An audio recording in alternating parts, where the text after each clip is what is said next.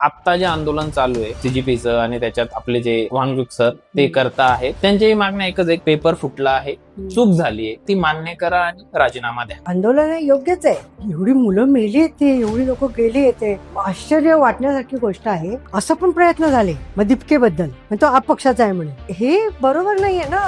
त्यांच्या मागण्या बघा ना.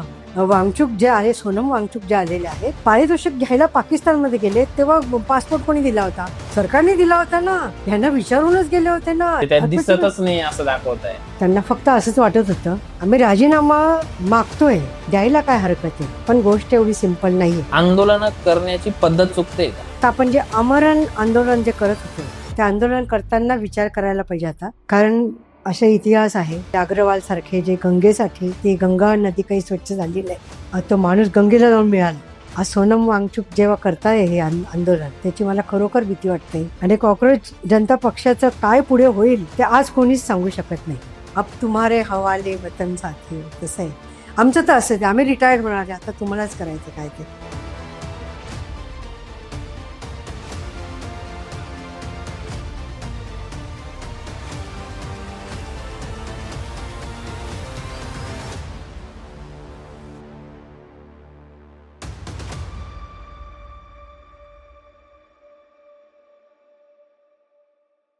नमस्कार, पुन्हा एकदा तुमचं स्वागत आहे द सोशल लेन्स या पॉडकास्ट चॅनलवरती.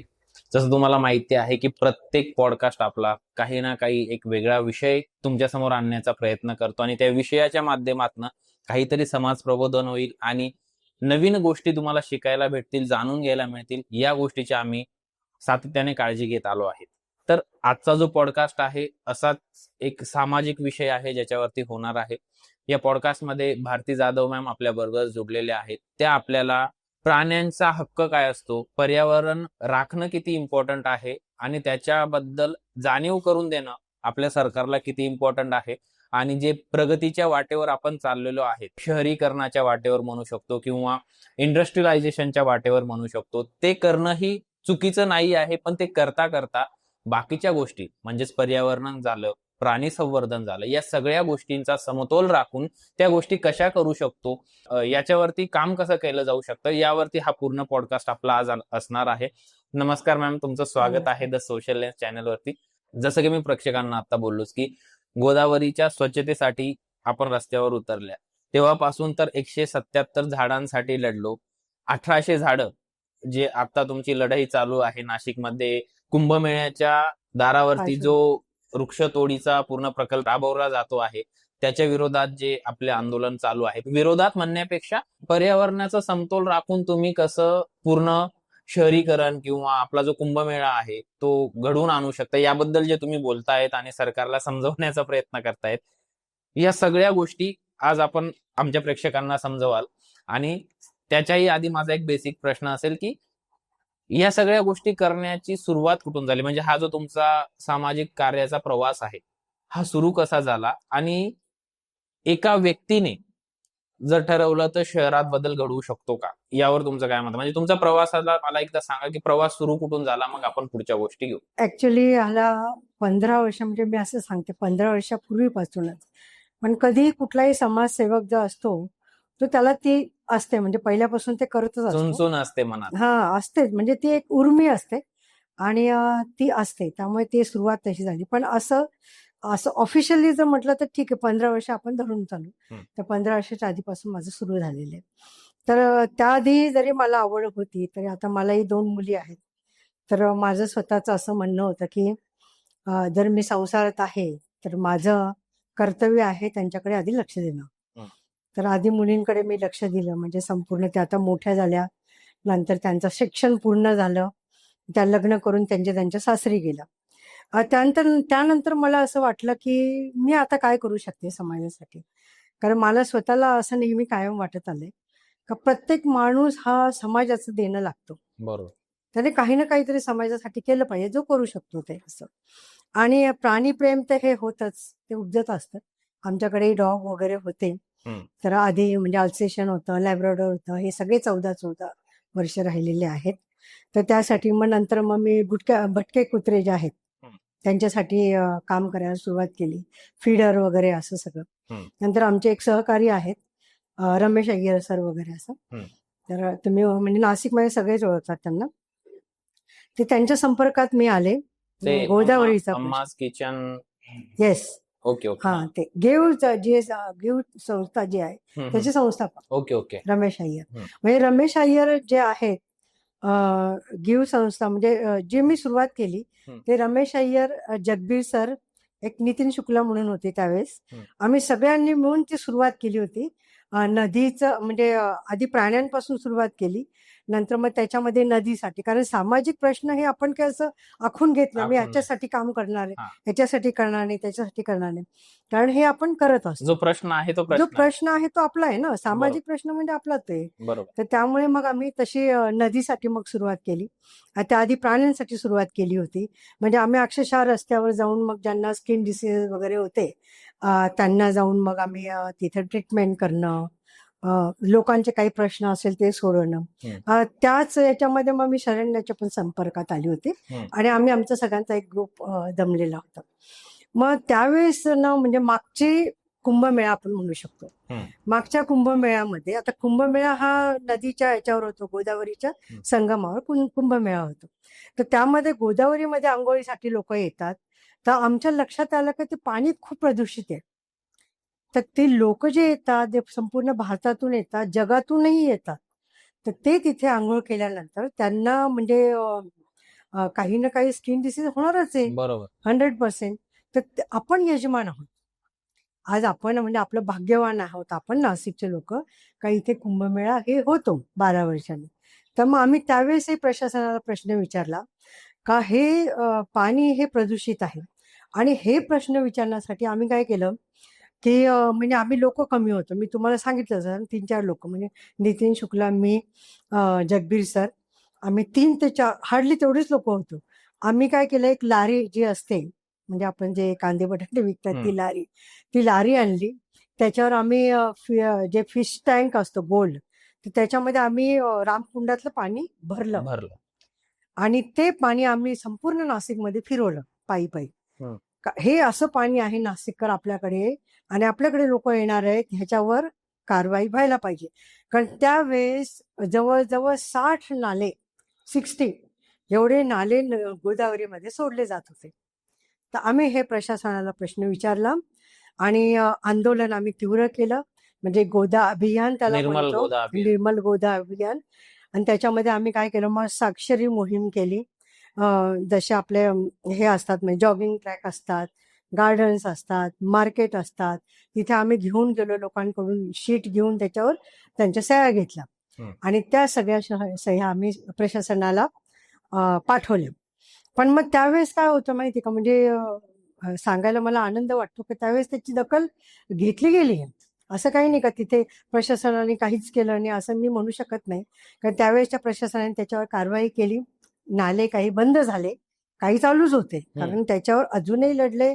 देवांग जानी म्हणून तुम्ही ओळखत असाल, देवांग जानी सर लढले 7 वर्ष अजूनही. म्हणजे ते तर नुसते नाल्यांसाठी म्हणून नाहीये. त्याच्यानंतर जे आपलं हे जे आहे रामकुंड जे आहे, रामकुंडाचं जे बेस जे असतं तर त्याच्यावर त्यांनी सिमेंट ओतलं गेलं. हे मागच्या कुंभमेळ्याची गोष्ट आहे. तर त्यावेळेस जे झालं गेलं त्यामुळे जे रामकुंड जे आहे ते रामकुंडाचे जिवंत झरे जे आहेत ते गाडले गेले. मग जिवंत झऱ्याने नदी ही जिवंत त्याच्यामुळेच राहते ना. बरोबर. तर ते जे जिवंत झरे म्हणजे तुम्ही तुमचं रामकुंड हे स्विमिंग टँक झालं. खाली सिमेंटचं हे केलं ना, त्यामुळे मग तुम्ही ते पाणी जेव्हा तुमच्या धरणातून सुटेल, ते पाणी आलं, ते भरलं, मग तिथे आंघोळ केली, मग ते स्विमिंग टँक झालं ना. तिथे अहिल्या नदी आहे, अहिल्या नदीचा तिथे संगम होतो. कपिला, गोदावरी ह्या सगळ्याचा संगम जिथे होतो तिथे कुंभमेळा होतो. मग ते जे मूळ जे उद्देश आहे, आम्ही संगम म्हणजे काय, तिथे जे जिवंत झरे जे असतात, अहिल्याचं तिथे ते झरा आहे. म्हणजे आता तुम्ही तिथे जर गेलात तर तिथे एक छोटं कुंड आहे आणि तिथे तुम्हाला बुडबुडे दिसतात आणि ते झरा आहेत तिथे. तर त्यासाठी सुद्धा आम्हाला लढावं लागलं, म्हणजे बेसिक ह्याच्यासाठी. आणि मग ते जे पाणी जे प्रदूषित होतं, मग त्यासाठी म्हणजे मग रमेश अय्यर, जगबीर सर, ते नितीन शुक्ल वगैरे त्यांनी काय केलं, सगळ्यांनी मिळून मुंबईचे एक मला वाटतं काय वाल्मिकी ग्रुप वगैरे होता, त्यांनी इथे येऊन ते पाण्याची तपासणी केली. कारण ते त्याचा एक सायंटिस्टचा ग्रुप होता तो. हम्म. तर त्यांनी ते म्हणजे लीक म्हणजे असं ते हे केलं ह्याच्यामध्ये काय प्रमाणामध्ये प्रदूषण आहे. प्रदूषण आहे किंवा पाणी किती पात्रतेचं हा आहे. तर मग ते त्याप्रमाणे हे केलं आणि मग ते आम्ही ती समस्या अगदी समोर ठेवली, प्रशासनाच्या पण समोर ठेवली, नाशिककरांच्या समोर पण ठेवली. लोकांनी भरघोस त्याला हे दिला, प्रतिसाद दिला आणि काही प्रमाणात त्या वेळेस ते म्हणजे प्रश्न तेव्हा सुटलेला होता. ही हो. घटना 2015-16च्या आसपासची हो असेल, हो बरोबर. बस बस मग तेव्हाची. त्यावेळेस काय उपाय केले सरकारने? जसं तुम्ही बोलले की काही प्रमाणात जे नाल्याचं हा पाणी म्हणजे आहे ते काही बंद नाले केलं. बंद केले त्यांनी, आणि ते मग उपाय बाकी केले. चालूच. बाकी सिमेंट काढणं हम्म. हे काही सहजासहजी शक्य नव्हतं. हम्म. तर त्यामुळे काय झालं ते त्यावर ते त्यांचा हट्टच होता खरं म्हणजे. मग आम्ही ते सिमेंट म्हणजे ते असं सांगत होते की सिमेंट निघाले म्हणजे तेव्हाच प्रशासन नाही, हम्म. तो जो प्रश्न होता तो आतापर्यंत होता. हा जे कुंभमेळा आला त्या कुंभमेळ्याच्या आधी पण आम्ही त्याच्यावर अडून होतो. कारण तोपर्यंत ते झालं होतं. 7 वर्ष लढले देवांगजाने त्या प्रश्नावर. तर तोपर्यंत ते निघालच नव्हतं सिमेंट.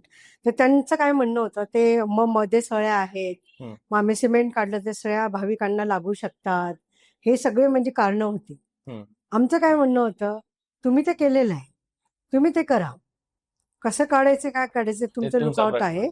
कारण की काय होतं माहिती का, ऍक्च्युली आपण एवढ्या मोठ्या पगारावर लोक ठेवलेली आहेत, बरोबर. बरोबर. आपल्याच टॅक्स निधी असतात आणि हे त्यांचं काम असतं. काही प्रश्न कसे सोडवायला पाहिजे, त्याच्यात ते तज्ज्ञ कसे आणायला पाहिजे. बरोबर. कारण अहिल्याबाई होळकरने जे कुंड बांधले होते ते जी दगडं होती ती तासून त्यांनी व्यवस्थित केलं होतं.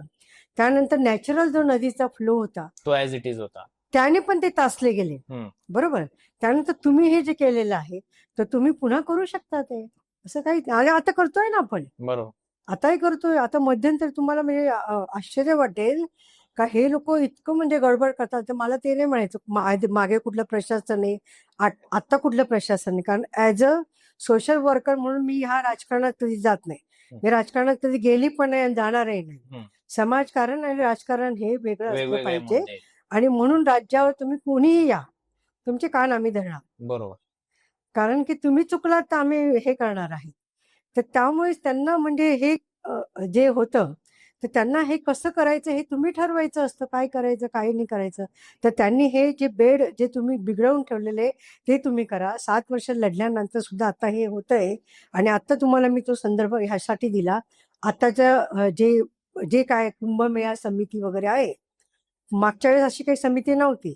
त्या मागच्या वेळेस हे सगळं महापालिकेचं होतं. यावेळेस महापालिकेमध्ये त्याचे काही अधिकार त्यांनी सीमित केलेले आहेत. जास्त तर कुंभमेळा जी समिती आहे ती समिती हे सगळं करते. त्यासाठी वेगळी समिती बसवण्यात आलेली, तिथे येतो. म्हणजे आधी 25,000 कोटी रुपये येणार होते कुंभमेळ्यासाठी, आता 35,000 कोटी रुपये वाढवलेत त्यांनी. आता ते का वाढवले मला माहिती नाही, त्यांना काय कुणाला द्यायचे असतील काय असतील घ्यायचे असतील ते तो यांचा प्रश्न आहे. पण फक्त इथेच ते संपणार नाहीये. आमचं समाजकार्य जे आम्ही करतो किंवा जे पर्यावरणप्रेमी आहे, जे नाशिकचे आहेत, ते लोक पुढे ह्याला पण प्रश्न नक्की करणार आहेत. 35,000 कोटी रुपये कुंभमेळ्यामध्ये तुम्ही आणलं, कुठे त्याचा गेले? विनियोग काय केला, हा प्रश्न आम्ही विचारलाय ॲज अ नाशिककर म्हणून. सगळ्यांनी विचारावा, हे सगळ्यांना आव्हान करते, सगळ्यांनी विचार. स्पेशल तर तरुणांनी हा प्रश्न विचारला पाहिजे. कोणत्या Gen Z प्रकारे साठी. यूज केला, कुठे पैसा यूज झाला आणि तो किती तुम्ही शोवर नका जाऊ. हा ते शो झाकपाक जे करतील, सिमेंट आणून ओततील, काही लोकांच्या सिमेंटच्या फॅक्टरी आहे म्हणून ते इथे ओततील, बरोबर. त्याच्यात आम्हाला इंटरेस्ट नाही. नाशिक इतकं सुंदर आहे. नाशिकला म्हणजे गुलशनाबाद म्हणत, ते उगीच म्हणत होते का, गुलशनाबाद मनाली म्हणत पण होते. म्हणतात काही जण नाशिकला. नाही, मनाली तर म्हणजे मनाली सारखं म्हणजे नाशिक हे जे आहे ना, आता तुमची जी पिढी आहे तुम्हाला खरंच हसू येत असणार ते मनाली का म्हणतात. ते मनाली म्हणून म्हणत होते कारण मी इथलीच आहे नाशिकची. मे मध्ये आम्ही ब्लँकेट घेऊन झोपत होतो. विचार करा तुम्ही, फॅन नव्हते नाशिकमध्ये. म्हणजे साधारण माझा 60-61चा जन्म असेल, मी सांगते तुम्हाला. फॅन नव्हते नाशिकमध्ये. फॅन कसे असतात ते माहित नव्हतं. नंतर आता एसी चालत नाही, ते इफेक्ट होत नाही, हे कशामुळे. मग नाशिकला थंड हवेचं ठिकाण म्हणतच होते. नाशिक हे म्हणजे मला वाटतं 9 शिखरांच्या मध्ये वसलेलं, म्हणून 9 शिख पण म्हणायचे, म्हणून नाशिक. हे पण एक त्याचं कारण होतं. नवशिख त्याच्यामध्ये नाशिक असं नाव आहे. शिखर हा. शिखर जे होते त्याच्यामध्ये म्हणजे ते ह्याच्यामध्ये डोंगरांच्या मध्ये वसलेलं होतं आणि त्यामुळेच इथे खूप छान थंडावा असायचा, नेहमी पाऊस असायचा. मग आता नाशिकमधले सगळे डोंगर नाहीसे झाले, त्यांचा खडीमध्ये रूपांतर होऊन कॉन्क्रिटीकरण होतं. काँक्रिटीकरणाचं. मग तुम्ही कॉन्क्रीट, मी म्हणत नाही की तुम्ही विकासच करू नका, मग तुम्ही हे तर विचार करा ना. अरे तुम्ही म्हणजे मला नेहमी तेच मी म्हणते, तुम्ही शेख चिल्लीचं आता माहीत असेल, काही लोकांना माहिती नाही, आम्हाला माहित होतं ते. शेख चिल्ली जो नेहमी स्वप्नच बघत असायचा, पुढे जायचं पुढे जायचं पुढे जायचं. पण तो स्वप्न बघता बघता म्हणजे मी एक काय कोंबडी घेईल, मग त्याची अंडी करेल, मग त्याचे मी एवढा मोठा बिझनेस करेल, हे स्वप्न बघता बघता तो तो ज्या ब्रँचवर बसलेला होता तेच तो कट करतो, तीच फांदी तोडतो. तीच फांदी ते तोडतोय. तर मग आपण हेच करतोय ना आता.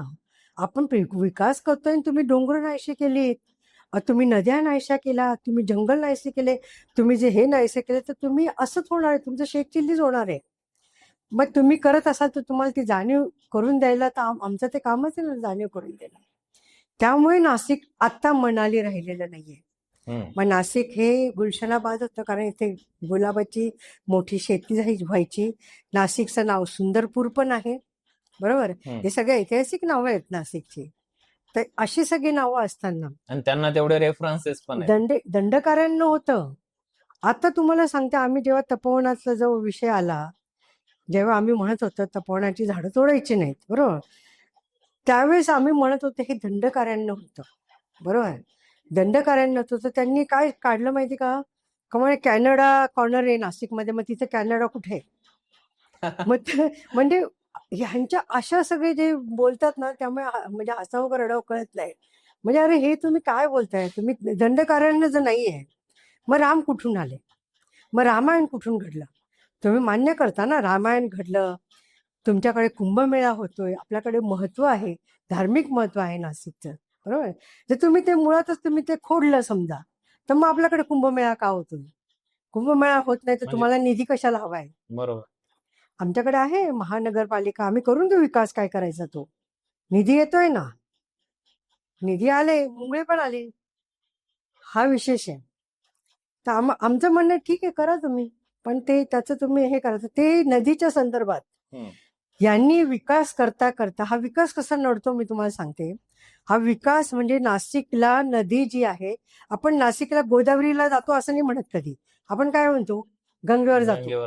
का म्हणतो? कारण नाशिकला धनुष्य जे कुंड आहे रामकुंडाच्या शेजारचं, तिथे नाशिकची जी नदीची आहे ना, ती दक्षिण वाहिनी होते, म्हणून तिथे तिला दक्षिण गंगा म्हटले गेलेलं आहे. आता हे विकासाच्या ह्याच्यामध्ये ते लोक सरळ करत होते. मग ते त्यांनी फोन केला, ते कोणीतरी देवांग त्यांनीला तिथे काहीतरी करतायत म्हणे, ते लाईन, नदीची लाईन बदलतात ते, तेव्हा ते धावत पळत तिथे गेले आणि ती दक्षिण वाहिनी आज दक्षिण वाहिनीच राहिली. आत्ताची गोष्ट तुम्हाला सांगते. मग ते आम्ही थांबवलंच आहे काम आणि दक्षिण वाहिनी ती दक्षिण वाहिनी. म्हणजे हे जे विकास जो आमचा मागे लागलेला आहे, खूप लक्ष ठेवावं लागतं. विकास मोठा होऊ द्या, कुठलंही मूल मोठं होताना त्याला वळण लावावं लागतं, ते असंच नाही होत. नाहीतर ते हातातून सुटतं. नाही तर काय होतं, ते आता आपण पावसाळ्यानंतरचं नाशिक पाहतोय ना. हो, आत्ताचा रिसेंटचा एक्सपिरियन्स. त्याचा एक्सपिरियन्स सगळे घेतात ते. एका पावसाने पूर्ण नाशिक चिखलाखाली आलं. आणि काय होतं माहितीये का, एक खूप मोठं नॅरेटिव्ह एक पसरवलं जातं. हे जे लोक आहेत, मुठभर लोक म्हणतात आम्हाला पर्यावरणप्रेमी, आता मुठभर राहिलेले नाही आहेत ते लोक जे आहेत ते नाशिक द्वेषी आहेत म्हणे, द्वेष्टे सगळे. म्हणजे का, तर त्यांना नाशिकचा विकास नकोय, बरोबर. अशा क्लिप पकडल्या गेलेल्या आहेत कुंभमेळा व्हायच्या आधी. आपले फडणवीस जे आहेत आपले मुख्यमंत्री, बरोबर, त्यांच्याबरोबर नाशिकचे मोठे नामवंत बिल्डर, ते बोलताना त्यांच्या अशा क्लिप व्हायरल झालेल्या आहेत का त्यांना जो ग्रीन बेल्ट आहे तो येलो मध्ये करून हवा होता तपोवनचा, बरोबर. तो झाला, म्हणजे तपोवनला लागून हायवे आहे, बरोबर. कमर्शियल यूज साठी त्यांना तपोवनामध्ये माय सब बनवायचा होता. त्यांनी आम्हाला सांगितलं साधुग्रामसाठी जागा पाहिजे, नाशिकमध्ये कुंभमेळा होतोय, साधुग्रामच्या जागेसाठी हे पर्यावरणप्रेमी ती जागा देत नाहीये, पर्यावरणप्रेमी कुंभमेळ्याच्या विरुद्ध आहेत. ते नाशिकच्या विकासाच्या विरुद्ध आहे असा नॅरेटिव्ह त्यांनी सेट करायचा प्रयत्न केला. पण हे सत्यच नव्हतं ना. आम्ही शोधून काढलं ते. यांनी कुठेही ते लिहिलं नाही का साधूग्रामच्या इथे त्यांना माईस हब बनवायचं होतं. कुठेच त्यांनी डॉक्युमेंटेड कुठे डॉक्युमेंटेड नाही. पण आमचे पण मुलं, आता आमच्याकडे यंगस्टर आहेत, जेनजी आहेत आमच्याकडे, इंजिनियर आहेत, हे काय, त्यांनी शोधून काढल्या. त्यांनी शोधून पूर्ण नकाशे शोधून काढले. त्यांनी व्हायरल क्लिप शोधून काढल्या की ह्या लोकांच्या आपसामध्ये मिटिंग होत होते का साधूग्रामच्या ठिकाणी. म्हणजे 370 एकर जी जागा आहे ती ऑलरेडी नेहमी कुंभमेळ्याला अलॉट असते, पहिल्यापासून असते. आम्ही म्हणतच नाही ना कुंभमेळा आहे, साधू येणार आहे, ठीक आहे. साधूंना पण तिकडे भडकवून दिलं का व तुम्हाला येऊ देत नाही. साधूंशी आम्ही भेटी घेतल्या, म्हटलं आमचा काही संबंधच नाही, तुम्हाला कुठे तुम्ही सिमेंटच्या बिल्डिंग मध्ये राहणार आहात. ते का राहतील, ते जंगलात राहणारे लोक आहेत, ते कशाला म्हणतील आम्हाला हे पाहिजे. तर आम्ही जेव्हा त्यांचा प्लॅन पाहिला तर त्याच्यामध्ये असं होतं का इथे माईस हब बनवणार आहे. माईस हब म्हणजे माईस हबचा अर्थ असा आहे तिथे इंटरनॅशनल मिटिंग होणार. तिथे म्हणजे जसं आपण थोडक्यात आपल्याकडे ठक्कर डोम आहे हा, आणि वाटतं दिल्लीला पण एक आहे ना ते, तर त्याप्रमाणे तिथे मिटिंग होणार. मिटिंग झाल्या का रेस्टॉरंट होणार, गाड्या येणार, गाड्यांचे पार्किंग लॉट सगळं तिथे, असं सगळं आम्हाला मिळालं. मग आम्ही कशाला सोडतो. आम्ही झाडं म्हटलं अरे झाडं हे तर आहे, मेळ मुद्दा तर हा आहे का, हा म्हणजे इथली पूर्ण जी झाडं आत्ता आहेत. मग त्यांनी काय सांगितलं, ही झाडं जी आहेत ती 10 वर्षापूर्वीची आहेत, बरोबर. रिसेंट लागवड आहे. रिसेंट कोणी केली ती, आम्ही थोडी केली. सुधीर मुनगंटीवार जेव्हा होते, ज्या करोडीच्या घोषणा करायची सवय त्यांना तेव्हापासून आहे, कोटीमध्ये झाडं लावून. कोटीचा आकडा काय असतो, तुम्ही कोटीच्या ह्याचा म्हणतात ना. मी आता काल परवा ऐकलं 300 कोटी झाडं लावणार आहेत म्हणे. 300 कोटी झाडं लावायला जागा कुठे, जागा नाहीये. परत तुम्ही ते दाखवा, तुम्ही जितके लावले. आमचं फक्त एकच म्हणणं आहे, तुम्ही जेवढे लावले तेवढे दाखवायचं खरं. तर त्यांचा हा प्लॅन नाहीये. त्यांचा प्लॅन मुळामध्ये ती जी म्हणजे त्याला असं आपण म्हणू शकतो एक महत्वाची जमीन, ज्या तपोवनाला आम्ही असं म्हटलो जिथे राम आलेले आहेत, रामाचं पदस्पर्शाने ते पावन झालेला भाग आहे. तुम्ही जर कधी गेलात तिथे तर बघा, इतकं पवित्र जागा आहे तिथे. नुसतं राम नाही, त्याच्या आधी अनेक तपस्वी येऊन तिथे तप केले, ते तपोभूमी म्हणतात त्याला, तपोभूमी म्हणतात तिथेच. म्हणजे मला असं वाटतं तिथे असं पौराणिक कथा आहे तिथे का राम जेव्हा तिथे निवासाला होते तेव्हा त्यांना येऊन तिथले ऋषीमुनींनी सांगितलं होतं का आम्हाला त्रास होतोय राक्षसांचा, तर तुम्ही येऊन तिथे त्यांचा काहीतरी हे करा, संहार करा किंवा हे करा. हा, त्यावेळेस कसं होतं, रावणाची जी बहीण होती शूर्पणखा, तिचं राज्य होतं. हे जे तपोवन किंवा हे जे म्हणतो दंडकारण्याचं राज्य म्हणजे रावणाच्या बहिणीचं राज्य होतं ते. तर तिचं राज्य होतं आणि तिथे हे लोक राहत होते जे आले होते आता वनवासात. तर तिथे आल्यानंतर त्याच्या आधी म्हणजे वशिष्ठ ऋषी वगैरे जे होते का कपिल मुनी वगैरे जे होते सगळे तिथे तप केलेलं आहे. म्हणजे कपिल मुनींचं तिथं आश्रमाचं हे आहेत. आता तिथे मंदिर वगैरे, कपिला नदी जी आहे ना, कपिला नदीच्या बाजूला जे त्यांनी जे तप केले ते कपिल हे म्हणजे मुनी ते, तर ती जागा आहे ती, बरोबर. तिथे जी आता म्हणजे तिथं पूर्वीपासून दंडकारण्य होतं. मग आता आपल्याकडे 12 वर्षांनी कुंभमेळा होतो, बरोबर. आम्हाला मान्य आहे ती जागा, तिथे साधू येऊन राहत होते. तर साधू येऊन राहिल्यानंतर ते तिथे तेवढी वाढ कमी होते वृक्षांची, बरोबर. तर तिथे माळरान वगैरे असं काहीतरी तर असणारच, बरोबर. मग यांनी काय केलं, यांनी जे कोटीमध्ये सांगितलं आम्ही झाडं लावणार आहेत. मग ते येतात, मग ते सेना घेऊन येतात. एक ते झाडं लावणारी सेना आहेत, ते अजून पण आहेत आपल्याकडे. ती येते गाजावाजा करते सगळं, मग ते झाडं लागतात तशी झाडं त्यांनी तिथे लावले. तिथे झाडं लावताना त्यांच्या डोक्यात हा विचार होता, ही झाडं पुढच्या कुंभमेळ्यात काढायची आहे. हा विचार त्यांच्या डोक्यात होता, लावणाऱ्यांच्या डोक्यात नाही. पूर्ण श्रद्धेने लोक लावतात, नाशिकर पण असणार ते. पूर्ण श्रद्धेने लोकांनी झाडं लावली. ती श्रद्धा पाहूनच जी झाडं आली, भले ती विदेशी असो काही असो, विदेशी झाडं जरी असली 10 वर्ष 12 वर्ष एकच जागेवर जेव्हा झाड असतं तेव्हा ती खाली त्याची जी मुळं असतात, शेजारी कपिला आहे, ती मुळं कपिलापर्यंत जातात. ती खाली एक परिसंस्था तयार होते, तिथे पूर्ण एक जंगल तयार झालेलं आहे. त्याला तुम्ही तोडणार म्हणतात. तो म्हणे ते तोडायचंच आहे, 10 वर्षांनी आम्ही तोडायचंच आहे. असे कसे तोडायचे? हे होऊ शकत नाही ना. मी माझ्या मुलाला जन्म दिला, 10 वर्षाच्या मुलाला मी मारणार आहे का? मी मारू शकत नाही, कायद्याने पण मारू शकत नाही. मी आई आहे, मी तर मारणारच नाही, बरोबर.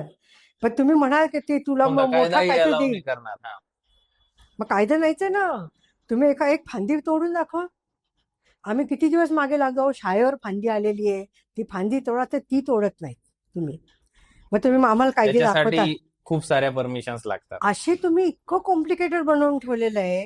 इतकं कॉम्प्लिकेटेड बनवल्यामुळे काय झालेलं आहे माहिती का, नाशिककर जे आतून आहे पर्यावरणप्रेमी, कारण इथे जन्मालेले आहेत ते, त्यांना राग यायला लागला मग वृक्षांचा.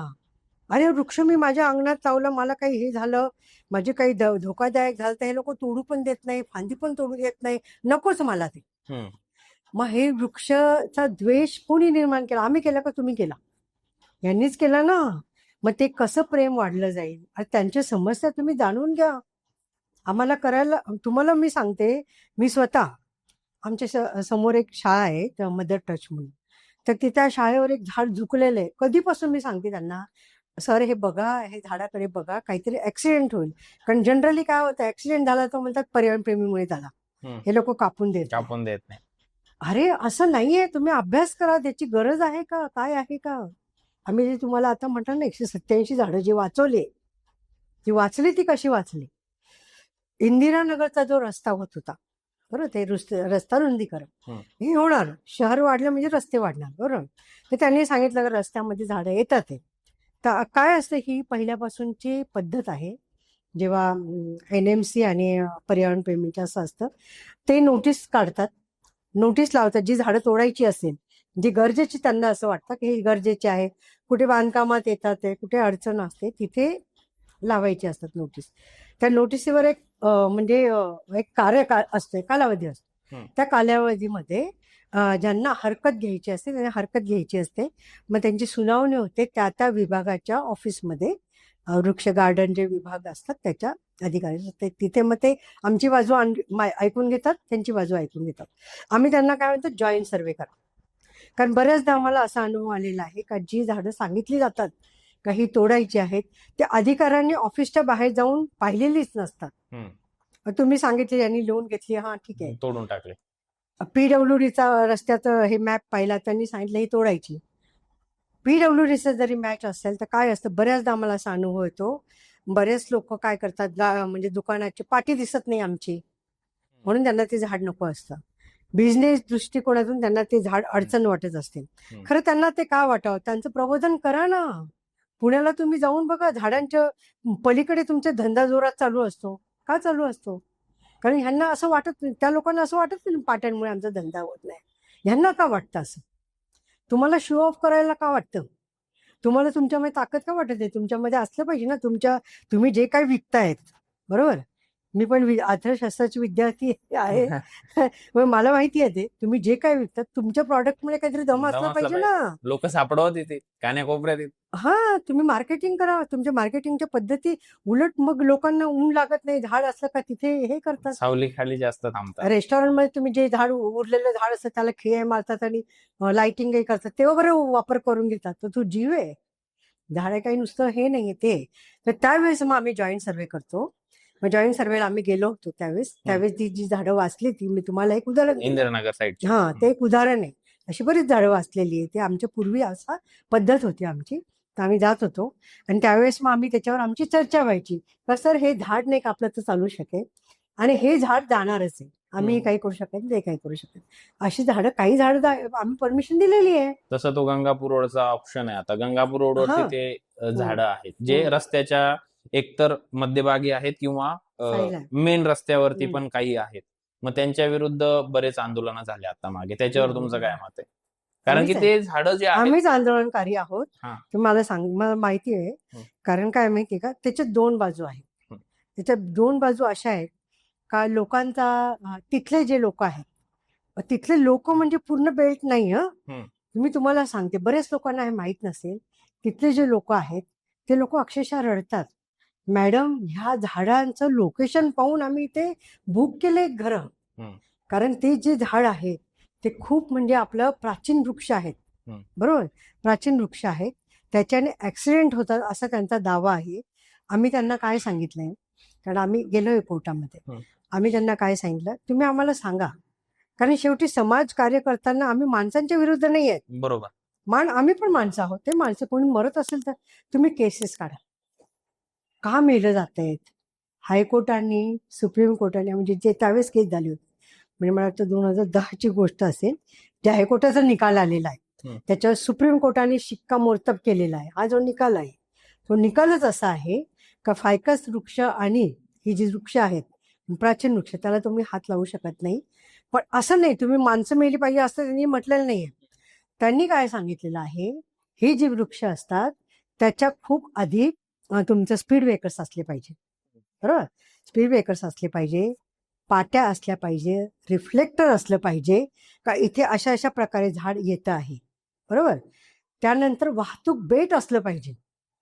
आता हे जे तुम्ही मला ह्याचं जे उदाहरण दिलं आता गंगापूर रोडला तिथे मी राहत होते ऑलरेडी आधी. माझ्या मुली निर्मलात होत्या म्हणून मी तिथे राहत होते आधी. नवशा गणपती शेजारचं. हा, बरोबर आहे. ते तर सगळं नंतर डेव्हलप झालंय. हा, मग वृक्षच किती वर्षापूर्वीचा आहे. नंतर जे डेव्हलप झाले रस्ता, तेव्हा रस्ता होत होता तेव्हाच आम्ही विरोध केला होता. हे झाड मध्ये येते, तुम्ही इथे रस्ता कसं काय वाढवता ते. तेव्हा त्यांनी काय सांगितलं, काहीच प्रॉब्लेम नाही, आम्ही बाजूने घेतो. अरे, बाजूने घेतल्यानंतर इकडून रस्ता घेतला, तिकडून रस्ता घेतला, कोण आलं मध्ये सांगा मला. झाड तिथेच होतं, रस्ते आले असे. मग तुम्हाला डेव्हलप करायचं होतं, तुम्ही डेव्हलप करू नका असं नाही. तो पूर्ण एरिया त्यांनी डेव्हलप केला, काहीच हरकत नाही. पुढे लिंक आहे त्याच्या, बरोबर, लिंक आहे, लिंक असल्याच पाहिजे, काहीच हरकत नाही. तुम्ही फॉरेनला जाता, सारख्या ट्रिपा करतात, तुम्ही बघा ते आपलं एक सौंदर्य स्थळ म्हणून का बनू शकलं नाही नाशिकचं. त्याच्या भोवती तुम्ही एक बेट बनवलं असतं, बरोबर, सुंदर असं बेट बनवलं असतं. त्याच्या आधी मध्ये ते झाड असतं, आजूबाजून तुम्ही रस्ते फिरवले असते, तर काय झालं असतं, बाजूच्या बिल्डिंग आहे त्या मागे गेल्या असता ना.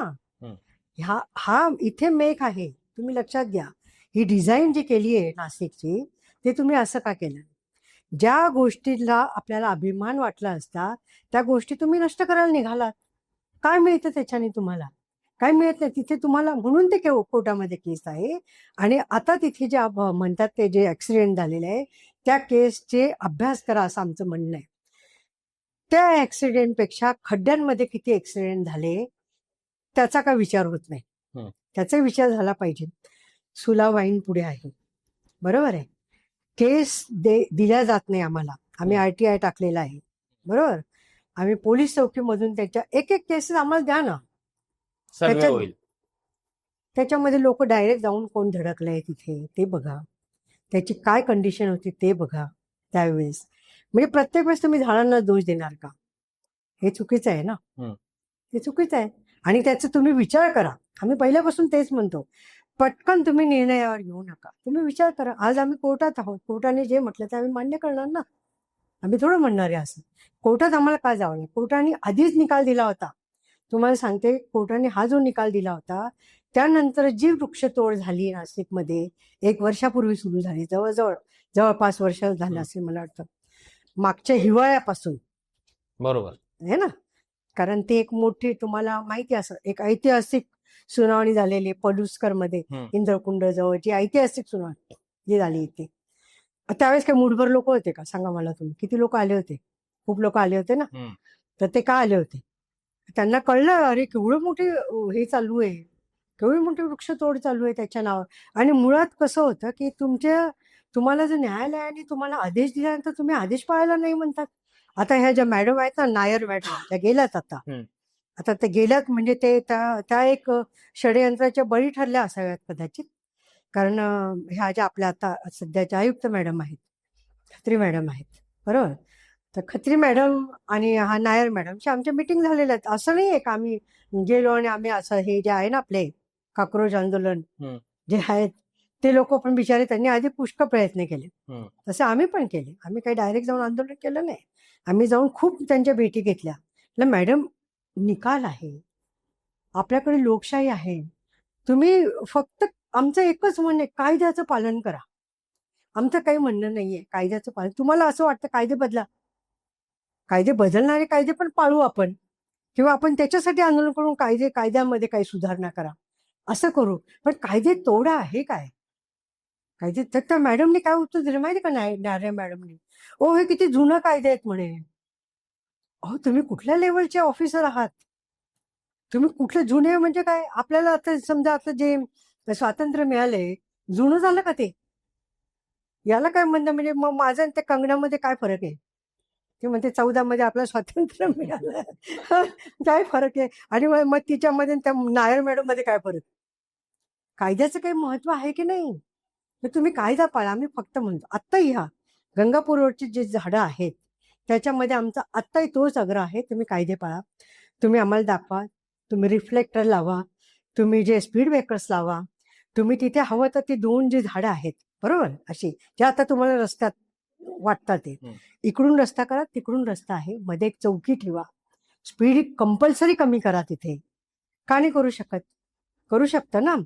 उलट माझा दावा आहे, आता ही जी कारण नसताना जे वाढलेले झाडं, अगदी रिंग रोड सुद्धा, तुम्हाला मी सांगते म्हणजे तुम्हाला हे माहित नसेल, कुणालाच माहित नसेल ही गोष्ट, फार कमी ऑफ द रेकॉर्ड बरेच लोक आमच्याशी बोलतात, जे इंजिनियर आहेत, जे रोडचे कामं करतात, ते म्हणतात मॅडम 8 वर्षापर्यंत, पुढच्या 8 ते 10 वर्षापर्यंत ह्या जे रोड आहे त्याला ट्रॅफिकच नाही आहे, तरी हे रोड बनवले जातात. का? तुमच्या सिमेंटच्या फॅक्टरी आहेत म्हणून. मग आम्ही असे आरोप केले तर त्यांना असं वाटतं आम्ही आरोप केले. नाही करायचे आम्हाला आरोप. रिंग रोड करायचा आहे तुम्हाला, त्याची गरज किती आहे? कुठे कुंभमेळा भरतो, कुठे रिंग रोड आहे, कुठे गंगापूर रोड आहे, कुठे रामकुंड आहे, कुठे तुमचा शाही मार्ग आहे. काहीच आता परस्पर अमृत संबंध मार्ग नाही. म्हणतात त्याला. नावं बदलून काही होत नाही. हम्म. नावं बदलू नका, तुम्ही नियत बदला. नावं करायला वर्षानुवर्ष जातात, नावं बदलायला जात नाहीये. नाव करायला खूप वर्ष जातात. नाव बदलल्याने तुमची हे होत नाही, तुमचं नाव पण होणार नाही. मी सांगते काही होणार नाही. मी तर म्हणते सगळे नाशिकचे ना सगळी नावं तुम्ही ना काढून टाका, नंबर टाका. आहे ना सगळीकडे असा नंबर आहेत, फॉरेन मध्ये पण आहे. हे केलं पाहिजे. मी पैसे देईल, आता खूप लोक आहे, काही काही समाजाचे लोक थैल्याच्या थैल्या देतात त्यांच्या नावाने. चौक रोड बनवा, बनवण्यासाठी. रोड चौक बनवा. अरे आमची नाशिकच्या आहोत, आम्ही विसरून जातो. ते म्हणतात ह्या चौकात कुठे हा चौक? आम्हाला कळत नाही. आम्ही असं म्हणतो तो वडाचा पार, त्याच्यापेक्षा सर्वे पार, नंबर ठेवा. तो पिंपळाचा पार, हे आमच्या ओळखी असतात. पिंपळाच्या पाराच्या खाली वर्षानुवर्ष नाशिकमध्ये इतके क्लासिकल काम म्हणजे प्रोग्राम झालेले, गणेश उत्सवामध्ये तिथे लता मंगेशकर आलेले आहेत, लक्ष्मीकांत हे आलेले आहेत, मग म्हणजे मोठे मोठे सगळे आलेले आहेत तिथे, अरुण दाते, ते सगळं. मग त्याला नाव पडलेलं आहे. पारावरचा गणपती, तिथे ते प्रोग्राम होतात. ते पिंपळाचा पार म्हटला की आम्हाला माहिती, दहीपूल नाव आहे कोकणाचं हे, दहीपूल. मग हे अशा आम्ही आम्ही ओळखतो. ते तपोवन रस्ता आहे आता तो आहे ना, मग कशाला नाव द्यायला पाहिजे ती? मग हे सगळं असं सगळं चाललेलं आहे. मग काही लोक जे आहेत, मग गंगापूर रोडवर जी लोक आलेली आहेत, जे ओरिजिनल लोक आहेत, ती लोक आम्हाला येऊन सांगतात मॅडम आम्हाला तिथे तुमच्या पाठीमागे आंदोलनाला पाठिंबा द्यायला सुद्धा लोक प्रायव्हेटमध्ये आम्हाला मेसेज करतात आणि धमक्या देतात. बोला, आमचं काय? आमच्यासारखी लोक जे आहेत, माझे झाले, मी झाले, माझे मिस्टर झाले, आम्ही घराच्या बाहेर डोक्याला साफा बांधून निघतो. जे होईल ते होईल. आहे आपली परंपरा आहे, दाभोळकरांची पण परंपरा आहे. आपल्याकडे दाभोळकर घडलेलेच आहे ना, बरोबर आहे ना. जे कोणी करायचं असलं करायचं, ठीक आहे, आम्हाला काही फरक पडत नाही. मग जी लोक कधीच मॅनेज होत नाही, ही यांच्यासाठी काटाच असतात. बरोबर. आवड फरकच पडत नाही, काही हरकत नाही, सगळेच जाणार आहोत. पण मॅनेज करण्याचा प्रयत्न चालतो का? काय प्रश्न नाही ना. आता तुम्हाला कशा पद्धतीने? मी सांगते तुम्हाला, एबीसीच्या ह्याच्यावर आहे ना मी. म्हणजे आता मी 6 वर्ष राहिली, आता मी त्याच्यातून हे केलंय, बाहेर निघाली. पण त्याच्यावर मग ते कॉन्ट्रॅक्ट, आता तुम्ही खूप बरंच ऐकलं असेल, आता ते फुटलं पण आहे. माझ्या कार परवा पण ते झालंय, किती टक्केवारी घेतात काय ते तुमच्यापर्यंत आलं की नाही माहिती नाही. कॉन्ट्रॅक्टर्सचा डेटा ना, कॉन्टेक्स्ट असतं म्हणजे बरीच मोठी लिंक असते ती. म्हणजे आपण नेहमी जे म्हणतो, म्हणजे आता हायकोर्टाने जे निकाल दिलेले आहेत असे हटाओ कुत्रे, आता त्यांनी असा निकाल नाही दिला. निकाल कसा आहे माहिती का तुम्हाला? निकाल असा आहे, म्हणजे ऍक्च्युली त्याच्यात ते पण तर काय खूप चांगलं आहे असं नाही म्हणता येणार, पण त्यातल्या त्यात निकाल वेगळा आहे, लोक वेगळं घेतात असं आहे. जे काही कुत्र्याचे असतात, म्हणजे आता शरण्या मॅमनी पण सांगितलंच असेल, ते जे कायदे जे आहेत ते जे कायद्याने चालतो ते ठीक आहे. पण आता काय सांगितलंय सुप्रीम कोर्टाने, तर त्यांना एक दिवस तर खूप वैताग आला आणि त्यांनी खूप असं सांगितलं की सगळे कुत्रे उचला आणि शेल्टरमध्ये न्या, कोणीच नाही पाहिजे. त्यांचाच निकाल असा त्यांना पश्चाताप झाला, कारण खूप हाहाकार मांडला दिल्लीला वगैरे, हो, तुम्हाला आठवत तो असेल. पाहिलं आपण ते परत सगळे. मग लोकांनी आंदोलन केलं, परत हे झालं. मग आत्ता जो निकाल आला, आत्ता जो निकाल आहे तो असा आहे, रुग्णालय झाले, नंतर बस स्टेशन जे झाले, का इथले जे म्हणजे सार्वजनिक जे जागा आहेत तिथले जे कुत्रे जे उपद्रवी असतात, जे मागे लागतात किंवा हे होतात, तिथले कुत्रे तुम्ही हटवा असं त्यांनी सांगितलेलं आहे. बरोबर. जे उपद्रव हा, करतात तेवढे. करतात ते. आता तर त्यांनी असं सांगितलं त्या रुग्णालय आणि शाळेतून तुम्ही हटवा असंच सांगितलेलं आहे. उपद्रवी असं ते बोललेलं नाहीये. पण आणि मग त्यांनी असं सांगितलं हिंस्र जे आहेत म्हणजे जे सिद्ध झालेत त्यांना मग काय दयामरण वगैरे द्यायचं हे आहे. हे आधीपासूनचे कायदे आहेत ऍक्च्युली. कायदे कसे आहेत माहितीये का? कायदे असे आहेत, कुत्रा जो आहे तो जिथे जन्माला येतो, बरोबर, जो जिथे जन्माला येतो तिथे त्याला तिथली जागा त्याला माहिती असते, बरोबर. तिथे पाणी कुठे मिळतं, अन्न कुठे मिळतं हे त्याला माहिती असतं. त्याचा एरिया असतो, टेरिटरी हा भाग जो असतो तो कुत्र्यांचा असतो. मग त्याच्यामध्ये तो काय करतो, त्या भागाचं तो संरक्षण करतो, बरोबर. त्या भागातले मग दुसऱ्याकडच्या भागातले लोक आले तर तो भुंकतो, बरोबर. म्हणजे ते फ्री मध्ये सिक्युरिटी आहे खरं म्हणजे. तर त्याच्यामध्ये ते आहे आणि त्याच्यामध्ये त्याला लोकांनी जेवायला द्या न द्या फरक पडत नाही. हा, त्याला फरक पडत नाही. तो कित्येक दिवस उपाशी असतो, ते आहे. आणि पूर्वी कसं होतं, आपल्याकडे वाडा संस्कृती होती, आपल्याकडे ते होतं, भूतदया होती, आपल्याकडे आपल्या धर्मातच असं लिहून ठेवलेलं आहे, एक कुत्र्याला पोळी, एक गाईला पोळी, पोळी आणि कावळ्याला पण असं सगळं आपण देतो. आता त्याला कोणी मानतच नाही. आता तुम्ही शिर्डीच्या साईबाबाला पाहिलं ना, मोठीच्या मोठी लाईन असते, लोक जातात, वारीला जातात. पण त्यांना हे माहिती नाही का शिर्डीच्या साईबाबा बरोबर कोण असतं. त्यांनी कुत्र्यांना रक्षण दिलेलं आहे. बरोबर. आपण दत्तगुरूंना मानतो. अरे तुम्ही नुसतं टिळे लावले म्हणजे तुम्ही भक्त होता का? तुम्ही अभ्यास करा थोडा. आपल्या जे म्हणजे प्राणी झाले, आपले जे म्हणजे झाडं झाले, वृक्ष संपत्ती झाली, या सगळ्यांना आपल्याला एक धार्मिक बेस आहे. हा धार्मिक बेस आहे, हा का दिलेला आहे त्याचा अभ्यास करा ना. आपण नुसतंच म्हणजे हिंदू हिंदू आहे म्हणून आपण म्हणतो हिंदू व्हा, तुम्ही सगळ्यांनी हिंदू व्हावं. मला तर खूप आनंद होतो. त्याची संज्ञा समजली पाहिजे. संज्ञा समजत नाही ना, अभ्यास करत नाही. तुम्ही व्हॉट्सअप युनिव्हर्सिटीतून बाहेर यायला पाहिजे लोकांनी. लोकांचं वाचन खूप कमी झालंय. म्हणजे आम्ही खूप वाचत होतो आणि लोक जे म्हणतात ना प्रगती करायची, विकास विकास करायचा, वाचण्याशिवाय विकास येणार नाहीये, अजिबात येणार नाही. जे असं म्हणतात ना विकास नाही येणार आहे. जे विकसनशील जे देश आहे आज, विकास अमेरिकेसारखं, मी अमेरिकेत जाऊन आलेली, तर तिथे लायब्ररी केवढी मोठी असते, ती सरकारची लायब्ररी असते, बरोबर. इतकी सुंदर व्यवस्था असते तिथे हे करायची. म्हणजे खिडकी असते, लोक जातात तिथे, म्हणजे ज्यांना वेळ नसेल लायब्ररीत फिरायला, त्या खिडकीतून सुद्धा त्यांची पुस्तकं ठेवतात. तिथे माणूस पण नसतो, बरोबर. तुम्हाला पाहिजे ते पुस्तकाचं नाव पण लिहितात. पुढच्या वेळेस तुम्हाला ते पुस्तक तसंच ते कोणी येऊन हात पण लावायचं, दुसरं पुस्तक पण मिळतं आपल्याला. आणि लायब्ररी जी पाहिजे किती मोठी असते. आपल्याकडचे मॉल काहीच नाही त्याच्या पुढे. अशी पुस्तकांची लायब्ररी असते. त्या पुस्तकाच्या लायब्ररीमध्ये कॅसेट पण असतात, पिक्चर्सची पण लायब्ररी असते, ज्यामध्ये तुम्ही डॉक्युमेंटरी पण असतात, जे आपले तुमचे जे म्हणजे खूप सुंदर म्हणजे पिक्चर असतात ते पण असतात, ज्याला अवॉर्ड मिळालेले असतात, ऑस्कर वगैरे ते असतात. पुस्तकही असतात ज्यांना खूप अवॉर्ड मिळालेले आहेत. सरकार जे खर्च ज्यांना नाही घेऊ शकत, तिथे पण होमलेस लोक असतात, जे घेऊ शकत नाही ते तिथे जाऊन फ्रीमध्ये बरेच पुस्तकं घेऊन वाचू शकतात आरामात. इतके सुंदर त्यांनी केलेले. विकास असा होत नाही त्याच्यामध्ये. मुलांचा एक शिक्षण असतो, मग तिथे त्यांनी लोक ठेवलेली आहेत कामाला, की त्यांचे लहान बाळ असतील त्या बाळांना तिथे सांभाळतात. छोटे मुलं असतात त्यांना खेळणीचा रूम असतो, म्हणजे ती मुलं खेळतात, ती बाळ सांभाळली जातात आणि ती बाई वाचते. बारीक बारीक गोष्टींवर लक्ष दिलेलं. बारीक बारीक गोष्टींवर लक्ष देऊन ते कशासाठी, त्यांचा मेंदूचा विकास व्हायला पाहिजे. म्हणजे ह्याच्याकडे तुम्ही लक्ष द्या ना.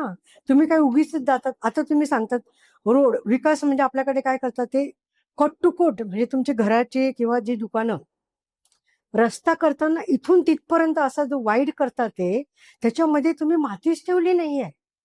कसं रेन हार्वेस्टिंग होणार? तुम्ही फॉरेनला जातात त्यांनी काय केलेला असतो, सिमेंटचा पट्टा असला तर साईडला खूप जागा सोडलेली असते, तिथे लॉन असते, बरोबर. मग तुम्ही लॉन नका लावू, माती तर ठेवा. मातीची ओळखच नाही, कुठे पाणी जाणार? एवढं पाणी देवाने एवढं पाणी दिलं, सगळं वाहून जातं. आता ते काय करणार रिसेंट आहे? पाऊस नाशिकमध्ये एवढं झाला, पाऊस झाला. फर्स्ट टाइम एवढं पाणी साचलं. म्हणजे जवळजवळ ही राणी डेअरी जवळ चौकात तलाव झाला.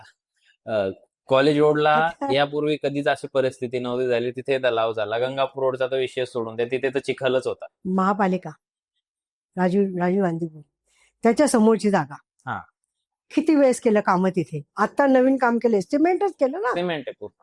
पाणी भरलं होतं तिथे. Drainage system fail. कारण तुम्ही रस्ता बांधायच्या आधी ड्रेनेज करा ना नीट. मग ड्रेनेजवाला वेगळा करेल, मग गॅसवाला वेगळा करेल, मग लाईटवाला वेगळा करेल. त्या आमच्या एरियामध्ये म्हणजे माझ्या कॉलनीच्या पुढे मागे दोन्हीकडे गॅसवाल्यांनी नंतर ते खणून ठेवलं. पाऊस आला त्याच्या आधी खणून ठेवलं. म्हणजे हे लोक रस्ते करतात आहे ना, हम्म. त्यांनी त्याच्यामध्ये संधी साधली आणि त्यांनी ते पाईप टाकायची सुरुवात केली. ठीक आहे, तू पाईप टाकलं काही हरकत नाही. कधी पण तुम्ही खड्डे केले का त्याला ड्रेसिंग करणं बंधनकारक असतं. बरोबर. पण काय झालं माहिती का, खड्डे करणारे कोण करते चौकशी करायला नाही, सुपरविजनच करायला नाहीये. सगळ्यांचा डोळा फक्त ते माशाचा डोळा असतो ना तो, तर एकावरच ते 35,000 कोटी त्याच्यावर तुम्ही धरून बसला आहात. कोणाला किती वरपताय. मी तुम्हाला सांगते बघा, आपण कुंभमेळा झाल्यानंतर नाशिककरांवर रडायची वेळ येणार. हे जे मोठे काम आपल्याला दिसतात आहे ना, त्याच्या दर्जा बघा तो इतका निकृष्ट. आता तुम्ही तुमच्या म्हणजे मी आले ना तर मला वाटतं जी 24 तासवर आपल्या गिरीश महाजन साहेबांची मुलाखत जी काल मी मिस केली होती. खूप लोकांनी सांगितलं मला एवढं वेळ मिळत नाही, बरीच कामं मी लावून घेतली आहे, त्यामुळे मला तर वेळ मिळाला नाही. तर मी ते आज लावली होती, ऐकलं होतं. तर त्यांना ते प्रश्न विचारण्यात आला किंवा तुम्ही जेव्हा विरोधी पक्षामध्ये होतात तेव्हा तुम्ही किती आंदोलन करत होता म्हणे. तर हे नाही केलं तसं. ते मला त्यांनी जो मुद्दा काढला आवडला मला तो. करोना काळ होता, उद्धव साहेबांचं सरकार होतं, तर मंदिरं बंद केली होती. ती खबरदारी म्हणून केली होती, हिंदू धर्माचा विरोध म्हणून थोडं केलं होतं. ते उद्धव ठाकरे ते काही हे नाही आहेत, मुसलमान नाही आहेत किंवा ख्रिश्चन नाही, कुठल्या धर्माचे नाही आहेत. त्यांनी मंदिरं बंद का केली होती, त्याच्या मागे वेगळा विचार होता. मग ह्या लोकांनी त्याचा फायदा घेतला आणि असं केलं की असे कसे मंदिरं बंद. त्यांना प्रश्न विचारला तो का त्यावेळेस तर तुम्ही आंदोलन केले म्हणजे ते चुकीचं नव्हतं का म्हणे, आता कसं झालं म्हणे ते सगळं. तर ते म्हणाले नाही त्यांनी बाकीच्या खूप चुका केल्या ना म्हणे, ते ठीक होतं म्हणे, बाकीच्या चुका केल्या म्हणजे गिरीश महाजन त्याने, आणि त्यांनी ती चुका म्हणजे ते बोलताना कदाचित ती चूक त्यांनी कबूल केली आहे, नकळत झाली आहे ते कबूल. कारण चूक आहे. चूक जेव्हा माणूस बोलतो ना तेव्हा ती उघडीस येऊ नये, त्याला खूप कष्ट लागतात. म्हणून माणसाने आपल्याला म्हणून म्हणतात माणसाने खरंच बोलावं, ते कारण आहे. त्यांनी हे पण सांगितलं, त्यांनी हेही सांगितलं जे सगळ्यांनी नमूद करून घेतलं, नाशिकची वृक्षतोड ही मोठी चूक होती, हे त्यांनी सांगितलं आज. कारण की आता तुम्हाला सांगते 14 ऑगस्ट ही तारीख आहे आपली आता वृक्षाची, बरोबर. कारण हे सगळं बोलणं, हवेत बोलणं, तुम्हाला आता न्यायालयात त्याचं उत्तर द्यावंच लागणार आहे ना, बरोबर. कदाचित ते आहे समाजसेवक आहे, कारण ते मी ऐकलं सर्पमित्र, पण ते आता बोलले असं मला आजच कळलं. सर्पमित्र पण आहेत, सर्प वगैरे पकडतात. सर्प पकडणं खरंच खूप छान आहे, पण सर्प व्हायला नाही पाहिजे माणसाने. मला म्हणत आलं त्यावेळेस असं खरंच. म्हणजे मला मी यांना खूप आधी कुठे इगतपुरीच्या डोंगरावर ते सेन्सोई कंपनी बरोबर वृक्षारोपण होत होतं. ह्या गोष्टीला झाले असतील 14-15 वर्ष झाली असतील. मी पण गेले होते वृक्षारोपण, त्यांनाही पाहिलं होतं मी तिथे. म्हणजे तुम्ही करतायत, काहीतरी करतायत, कुठेतरी आतून त्यांना वाटलं असतं नक्कीच. जे आतून वाटलं ना ते ओठावर येतं, ते झालं. मग तुमच्या मनात नाही तर कशाला ह्या भानगडीत पडतात तुम्ही. त्यांच्यावरही प्रेशर असेल कुठला असणार ना, पण आम्ही किती समजून घ्यायचं, किती समजून घ्यायचं. समजून नाशिककर खूप समजूतदार आहे, किती समजून. विचार ते नंदिनीला बोलवलं लोकांनी, स्वच्छता करायला या, करायला, मोठा इव्हेंटचं वलय. तुम्ही कुंभमेळ्याला इव्हेंट केला, बरोबर. यांचा काय विचार आहे माहिती का तुम्हाला.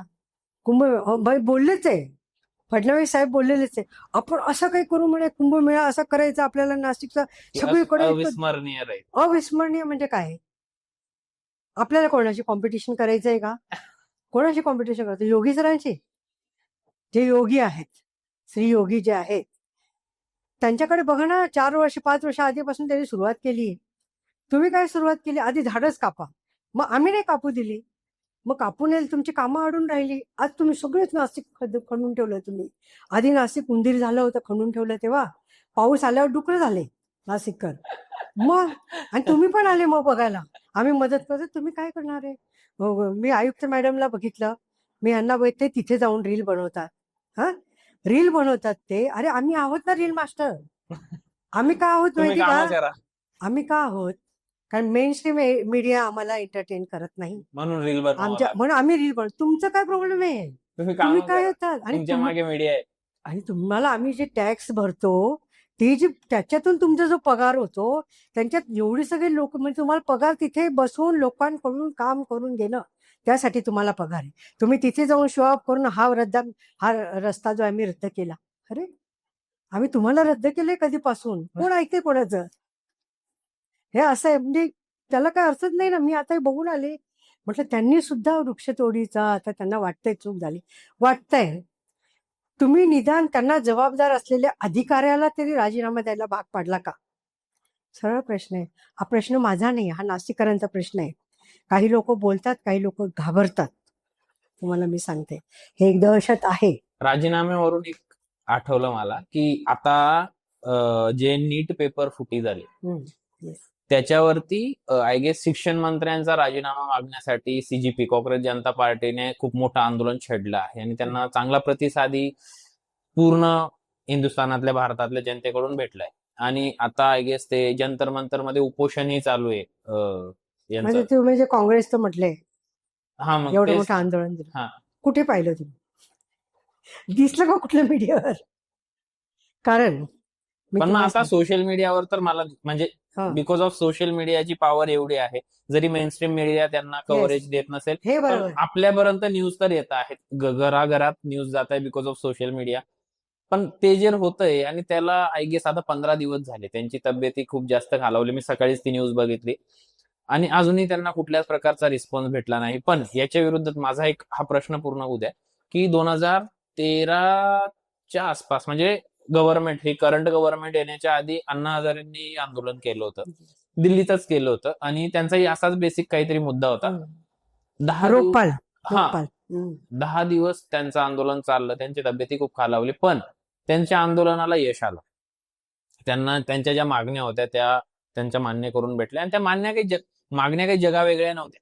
ज्या गरजेच्या होत्या त्याच त्यांनी मांडल्या होत्या आणि त्याच करून घ्यायच्या होत्या. आणि सेम आत्ता जे आंदोलन चालू आहे सीजीपीचं आणि त्याच्यात आपले जे वांगचूक सर ते करता आहेत, तर त्यांच्याही मागण्या एकच आहे की पेपर फुटला आहे, चूक झालीये, ती चूक झाली तर ती मान्य करा आणि राजीनामा द्या. ही बेसिक मागणी आहे. शिक्षण मंत्र्यांनी राजीनामा दिला पाहिजे, याच्यात वेगळं काहीच मागत नाही येते. त्याला आता 15 दिवस झाले आणि त्यांची तब्येत एवढी खालावली की त्यांच्यात आज उभंही नाही राहिलं जाते. मग हे आंदोलन कितपत योग्य आहे आणि तुमचं याच्यावर काय मत आहे? मी लोकशाही मानणारी आहे, त्यामुळे आंदोलन अयोग्य म्हणणारच नाही. आंदोलन हे योग्यच आहे आणि ते योग्य कारणासाठी आहे.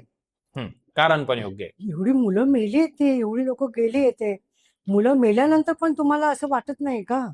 म्हणजे आश्चर्य वाटण्यासारखी गोष्ट आहे. पण त्यांनी आपले कोण राजेंद्रनाथ त्यांनी सांगितलं होतं ना की आमच्या सरकारमध्ये राजीनामा हा प्रकार नाहीये. बरोबर. म्हणजे मग तुम्ही लोकशाही मानता का? हा प्रश्न आहे. लोकशाही तुम्ही मानता का? लोकशाहीमध्ये स्वतः जबाबदारी घेऊन लगेच राजीनामा अपेक्षितच होतं. बरोबर. आपली मुलं जी आहेत, जी देशाचे भविष्य आहे आणि ते कुठे त्यांचं राजकारणात वगैरे, आता तुम्ही जे लावलं असेल, म्हणजे आता बघा प्रत्येक जण असं विद्यार्थी दशेमध्ये असतो, कोणाच्या तरी विचाराने भारावलेला असतो, त्याच्या पेजवर जातात, तिथे लाईक करतात, कोणाला तरी भेटतात, कोणाला तर लगेच मग असं म्हणायचं का तो त्या अमुक पक्षाचा आहे, तो तमिक पक्षाचा आहे, असं पण प्रयत्न झाले. मग दीपकेबद्दल तो अपक्षाचा आहे म्हणे. मग ते हे बरोबर नाहीये ना. त्यांच्या मागण्या बघा ना. फक्त मागण्या बघून तुम्ही बाकीचं सगळं तुम्ही बघायचं काय कारणच नाहीये ना. त्यांच्या मागण्या बघा. वांगचूक जे आहे, सोनम वांगचूक जे आलेले आहेत, एवढे वरिष्ठ, म्हणजे ते म्हणजे खरं म्हणजे ते तिथे आले. त्यांनी आधी पण केलं होतं, लडाखसाठी जे केलं होतं, जेलमध्ये टाकलं होतं तेव्हा. त्यांनी जेलमध्ये टाकलं होतं. त्यावेळेस त्यांना आता सोडल्यानंतर सुद्धा आणि त्यांना काही चूक नसतं, म्हणजे दोषी ठरलेच नाही ते. दोषी नव्हतेच ते, ठरवायचा खूप प्रयत्न केला. हा. आता ते गेले होते ते काहीतरी मला वाटतं पारितोषिक घ्यायला पाकिस्तानमध्ये. हम्म. बरोबर, पारितोषिक घ्यायला पाकिस्तानमध्ये गेले तेव्हा पासपोर्ट कोणी दिला होता? सरकारने दिला होता ना. ह्यांना विचारूनच गेले होते ना. हे काही गुप्तहेर म्हणून केलं. आपल्याकडे गुप्तहेर म्हणून पकडलेले लोक, काय झालं त्यांचं? काय कुरुलकर का काहीतरी आहे ना, नव्हते? काय झालं पुढे त्यांचं? त्यांचे दाखवा ना, रिपोर्ट कार्ड दाखवा ना तुम्ही आम्हाला. आणि ही जी मुलं आहेत कॉक्रोच जनता पार्टीचे जे काय ते जे आंदोलन चाललेले आहे, ते आंदोलन अगदी राईट, म्हणजे त्यांचं ते मोटिव्ह जो आहे तो अगदी राईट आहे. त्याच्यामध्ये खरं म्हणजे त्यांनी कुठल्याही प्रकारचं काही दाखवतच नाहीये. त्याच्यावर त्यांच्या भावनाच व्यक्त करत नाहीये सरकार करून कोणी, म्हणजे अगदी त्याच्या वाटेलाच जात नाहीये असं म्हटलं तरी चालेल. म्हणजे त्यात दिसतच नाही असं दाखवत आहे. दिसतच नाहीये म्हणजे काय आहे? म्हणजे तुम्ही जे शेतकरी आंदोलनाचं काय केलं, त्या पहिलवान मुलींचं काय केलं, हे जे देशाने पाहिलेलं आहे. ऑलिम्पिक मेडलिस्ट होत्या त्या, तर त्या होत्या, त्यांना त्यांचं काय केलं? आंदोलन करायला लागलं आणि तेही मोडून काढलं. नुसतं मोडून नाही काढलं, त्यांच्या बरोबर जे वागणूक झालेली आहे, म्हणजे ते असं म्हणतात ना, काय ते नारी वंदन वगैरे जे आहे, असे जे, मग मी तुम्हाला ते सांगितलं मगाशी, सगळं काही असे ते म्हणजे तुम्हाला इव्हेंट, सगळ्याचा इव्हेंट. मग ह्याचा तुम्ही काय करणार, ह्याचाही करायचा प्रयत्न केला. मग हे काय म्हणे आपले ह्याच्यात नाहीये. मग हे आंदोलन करणाऱ्या लोकांना जर कोणी आधी कॉक्रोच म्हटलंय, कॉक्रोच म्हटल्यानंतर सगळेच पेटून उठलेले आहे. तेही उठले, आम्ही उठले, आम्हालाही म्हणण्यात आलेले आंदोलन म्हणजे कॉक्रोच म्हणून. आता ते तरुण रक्त आहे, ते जास्त तापणार. आणि आपलं भूषण आहे, ते देशाचं भूषण आहे. उलट आपल्याला चांगलं वाटावं. त्यांनी काहीही कुठली अशी मागणी केली, त्यांनी ते काय असं बोलले नाही तुमची सत्ता उलथून टाकेल का, आम्ही नेपाळच करू, असं कधी ते बोललेलं नाही. इतके जपून ते लोक बोलतात ते, माहितीये का. मग त्यांचे कुठे टॉयलेट बंद केले, मग त्यांच्या सगळ्या सुविधा बंद केल्या. म्हणजे मग तुम्ही काय केलं माहितीये का, जे काळ्या पाण्याची शिक्षा जी आहे ना, हा, जे अंदमानला जाऊन भोगावी लागते, ते तुम्ही दारात आणून पाहिली. तुम्ही आणीबाणीच्या विरुद्ध तुम्ही लढतात, बोलतात, ते तुम्ही आणीबाणी चालूच आहे. मला भीती वाटत नाही. तुम्हाला माहिती आहे एक गोष्ट, तुम्हाला माहित नसते काय, तुम्ही बोलत असते की माहित नाही मला. सीएम नुसते गावामध्ये आले, यांनी मला नजरकैद केली का. माझ्याकडे सकाळी बाई आली ती पोलिसांची, आता माझं काम असतात ॲनिमलचे जे क्रुएलिटी असते त्याच्यासाठी, म्हणजे SPCA पण मी मेंबर होती, म्हणजे आता तो कार्यकाल संपलाय, आता SPCA नाहीच आहे. SPCA म्हणजे प्राणी क्रूरता प्रतिबंधक समिती, त्याचे जिल्ह्यामध्ये 5च लोक असते, त्यात मी एक होती. तर ते आता 3 वर्षापासून त्याला काही म्हणजे हेच नाही आहे, म्हणजे ती समितीच बंद झालेली आता. त्याच्यासाठी वेळ नाहीये सरकारकडे, मंत्र्यांना सह्या करायला वेळ नाहीये, ती नाहीये. प्राणी क्रूरता जी केसेस होतात त्यासाठी मला पोलीस स्टेशनला जावं लागतं. मी भद्रकाली पोलीस स्टेशनला जातच असते, असे बरेच लोकांचे किंवा काही अबलांचे प्रश्न घेऊन जाते. मी तिथल्या लोकांना ओळखत असते.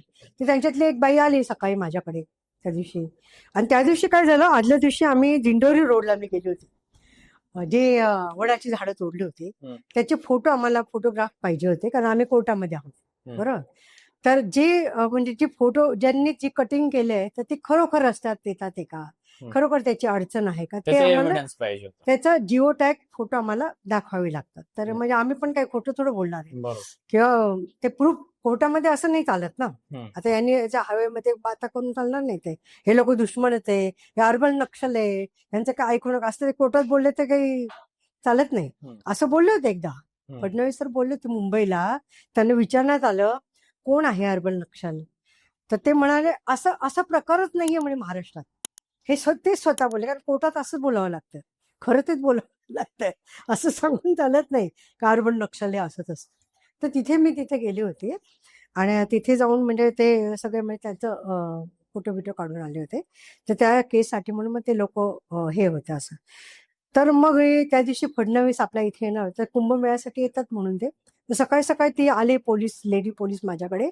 तर म्हटलं मग आली असेल, कारण त्याच्या आधी माझ्यावर ना नगरसेवकाने हल्ला केला होता.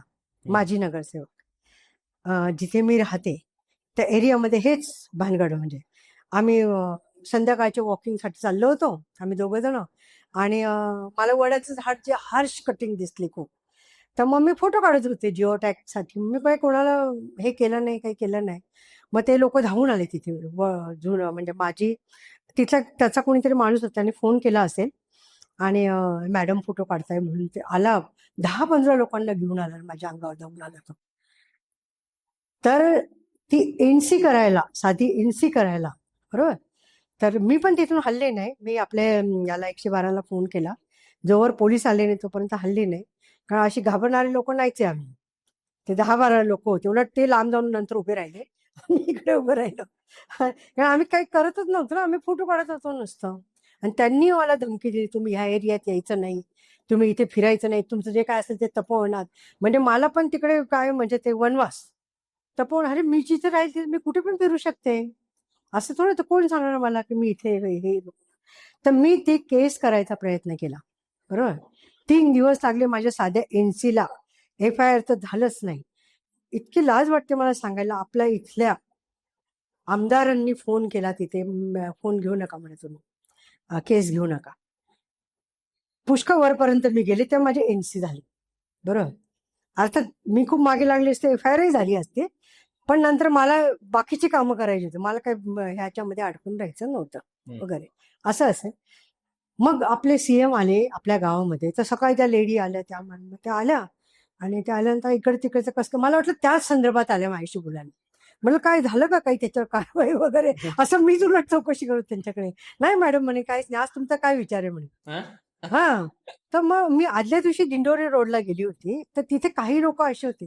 तिथे एक ना हॉटेल मालक होता, त्यांना त्या रस्त्याची कापावं म्हणून त्याला इंटरेस्ट होता, म्हणून तो तिथे आला होता. तर मी थोडे वैतागले होते. अरे ज्यांच्यासाठी आपण लढतोय तेच लोक असं करतात. आता मी काय रस्त्यावर जाणार नाही म्हटलं.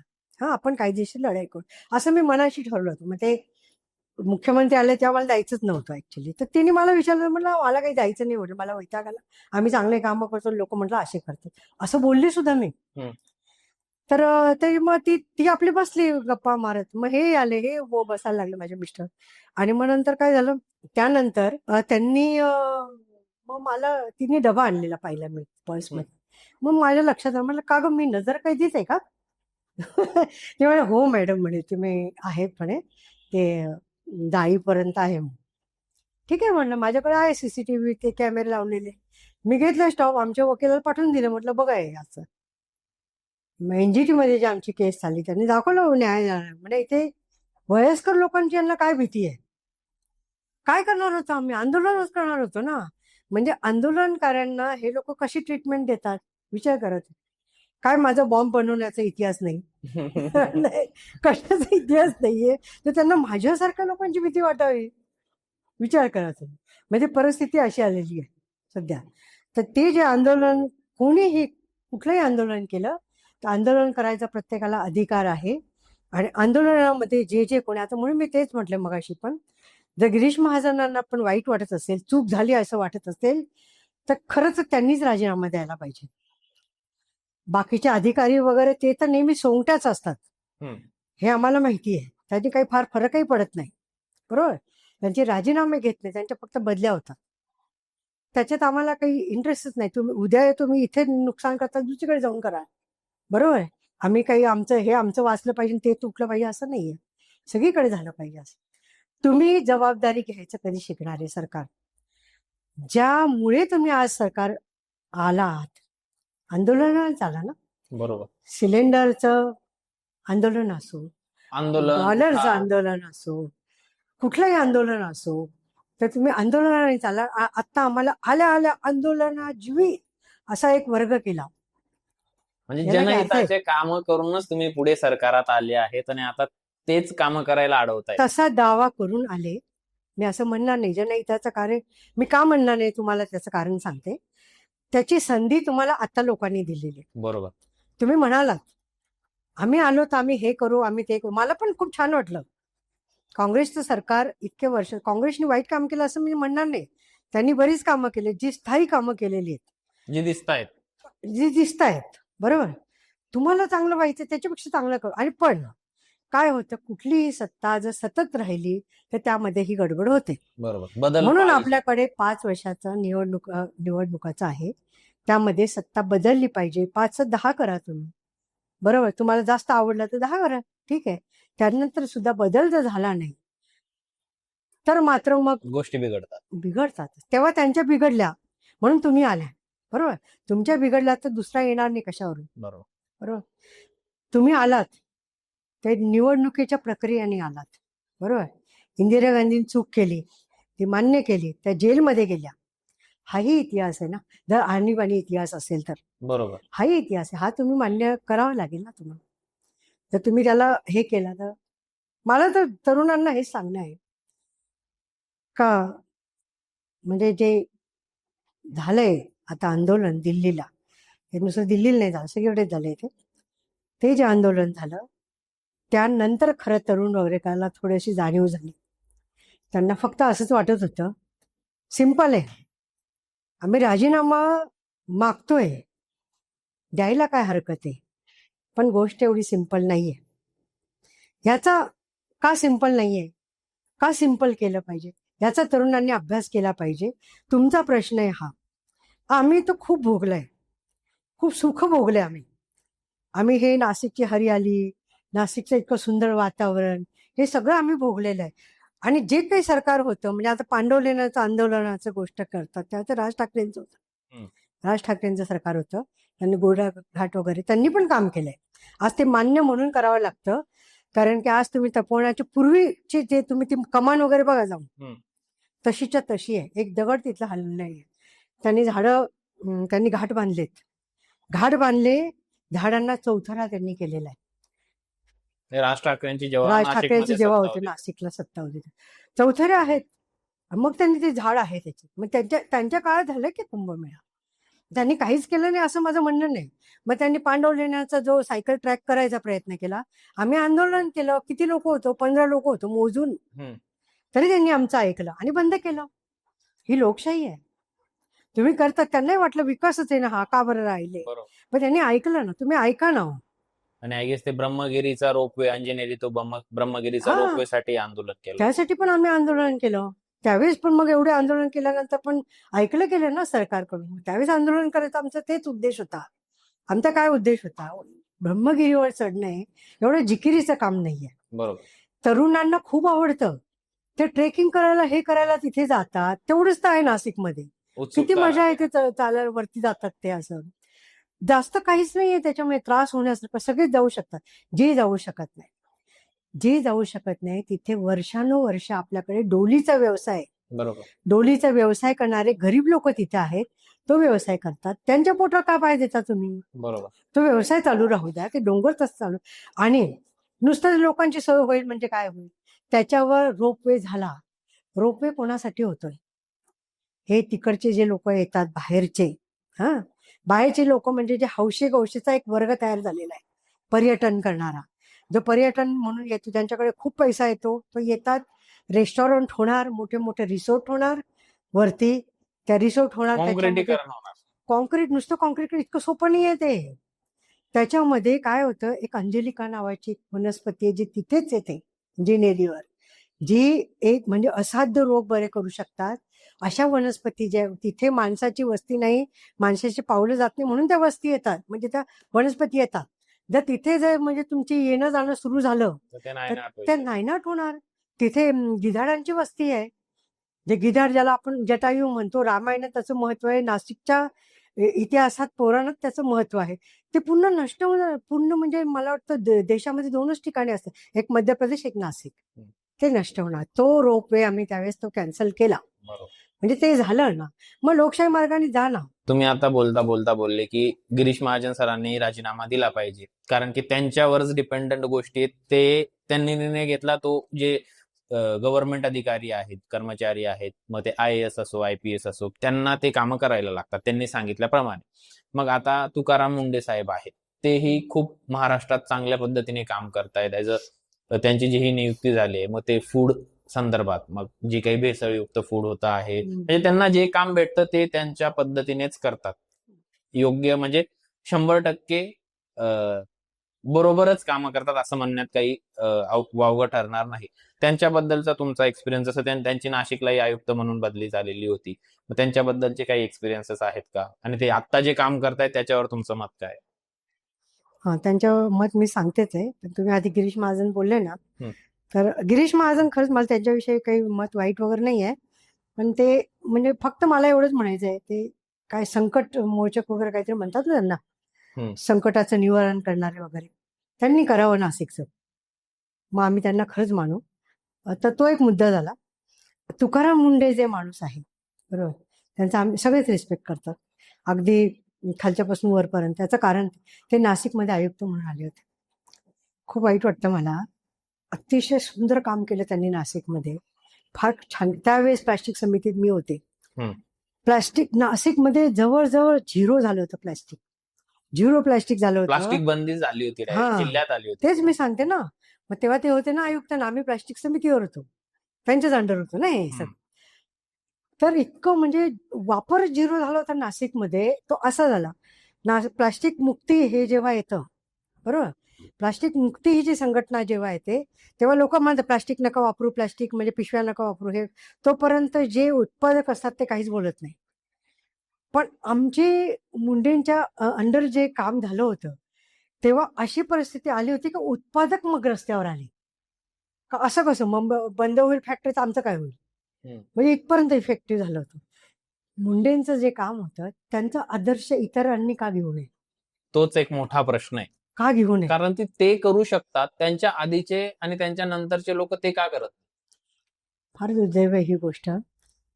कारण जे जे लोक त्यावेळेस इथे होते NMC मध्ये, ते जाण्यासाठी सत्ता आणि विपक्ष सगळ्यांनी मिळून प्रयत्न केले होते ते जाऊ म्हणून. हे खूप दुर्दैव आहे आपलं. सगळ्यांच्याच धंद्यांवरती परिणाम झाले होते, याचा अर्थ असा आहे. असाच आहे. तेच मी सांगते. तर म्हणून मुंड्यांसारखे आयुक्त आपल्याकडे आला पाहिजे. परत त्यांनी आता खरं त्या क्षेत्रात जे काम म्हणजे त्या क्षेत्रात ते करतात ते असं क्षेत्र जे आपल्या पोटापाण्याचं क्षेत्र आहे ते. त्याच्यामुळे आपण निरोगी राहणार आहे. बरोबर. त्या क्षेत्रात त्यांना निदान काम करू द्या, तिथून परत हलवतं नका. आणि त्यांचा आदर्श आपल्या नाशिकच्या लोकांनी घ्यायला पाहिजे. त्यांना रील बनवायची काहीच गरज नाहीये. त्यांनी फक्त मुंड्यांसारखं वागवून दाखवावं. आम्ही त्यांना डोक्यावर घेऊ. घ्यायलाच पाहिजे. तसं जर केलं तर 100% का नाही घेणार? त्यांना डोक्यावर बघा ना तुम्ही, मुंडे किती लाडके झाले. का झाले? मुंडे जाऊ नये म्हणून जे आंदोलन नाशिकला केलं ते आम्ही होतो ना त्याच्यात, जाऊ नये म्हणून. पण जावं म्हणून जितके लोक जे प्रभावी होते तेवढे आम्ही प्रभावी ठरलो नाही. हा कोणाचा पराभव आहे? हा नाशिककरांचा प्रभाव आहे किंवा चांगले विचार करणाऱ्या लोकांचा प्रभाव. त्याचा प्रभाव वाढवला पाहिजे. म्हणून जेनजीनी पण आता अभ्यास केला पाहिजे. आणि त्यांच्या म्हणजे ते म्हणतो ना आपण, अब तुम्हारे हवाले वतन साथी हो, तसं आहे. आमचं तर असं आहे, आम्ही रिटायर्ड होणार आहे, आता तुम्हालाच करायचं काय ते.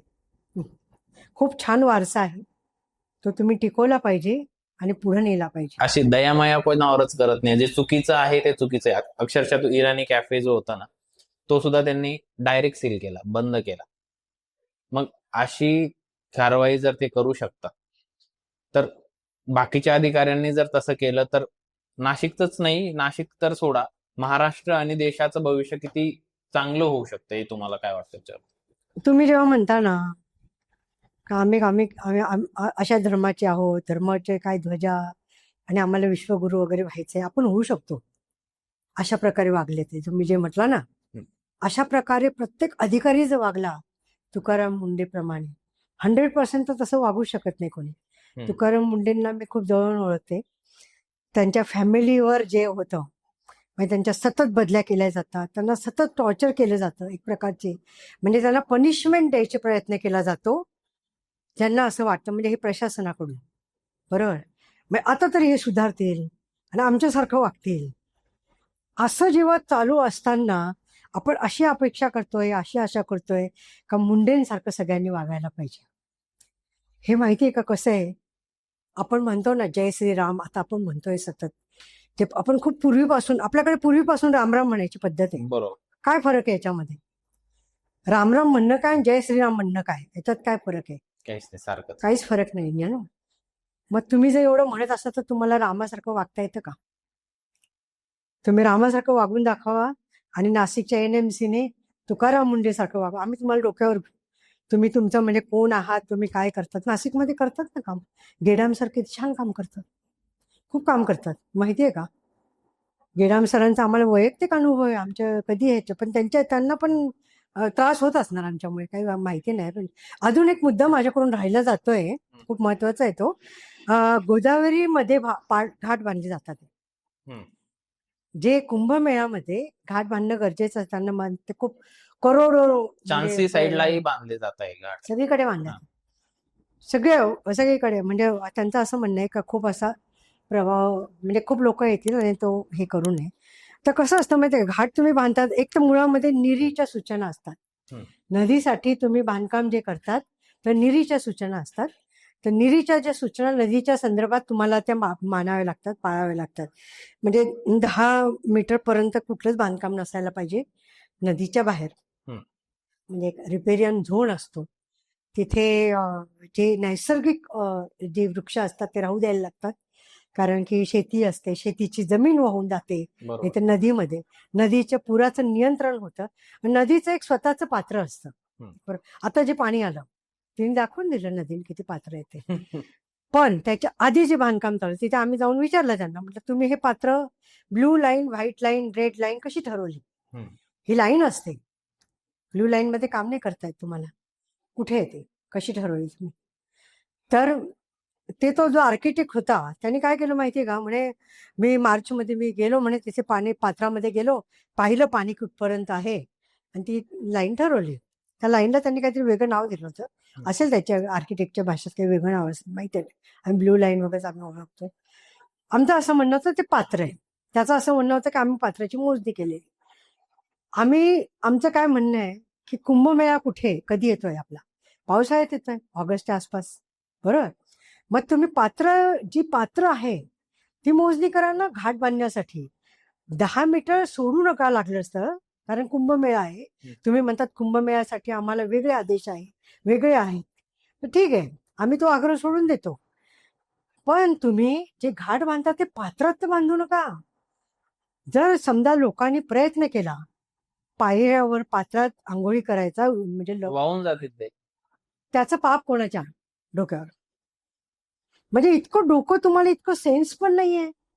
तुम्ही बघा, तुम्ही आता आज तुम्ही जाऊन पाहिलं तर तुम्ही ते पात्र वाहिलेलं दिसतंय.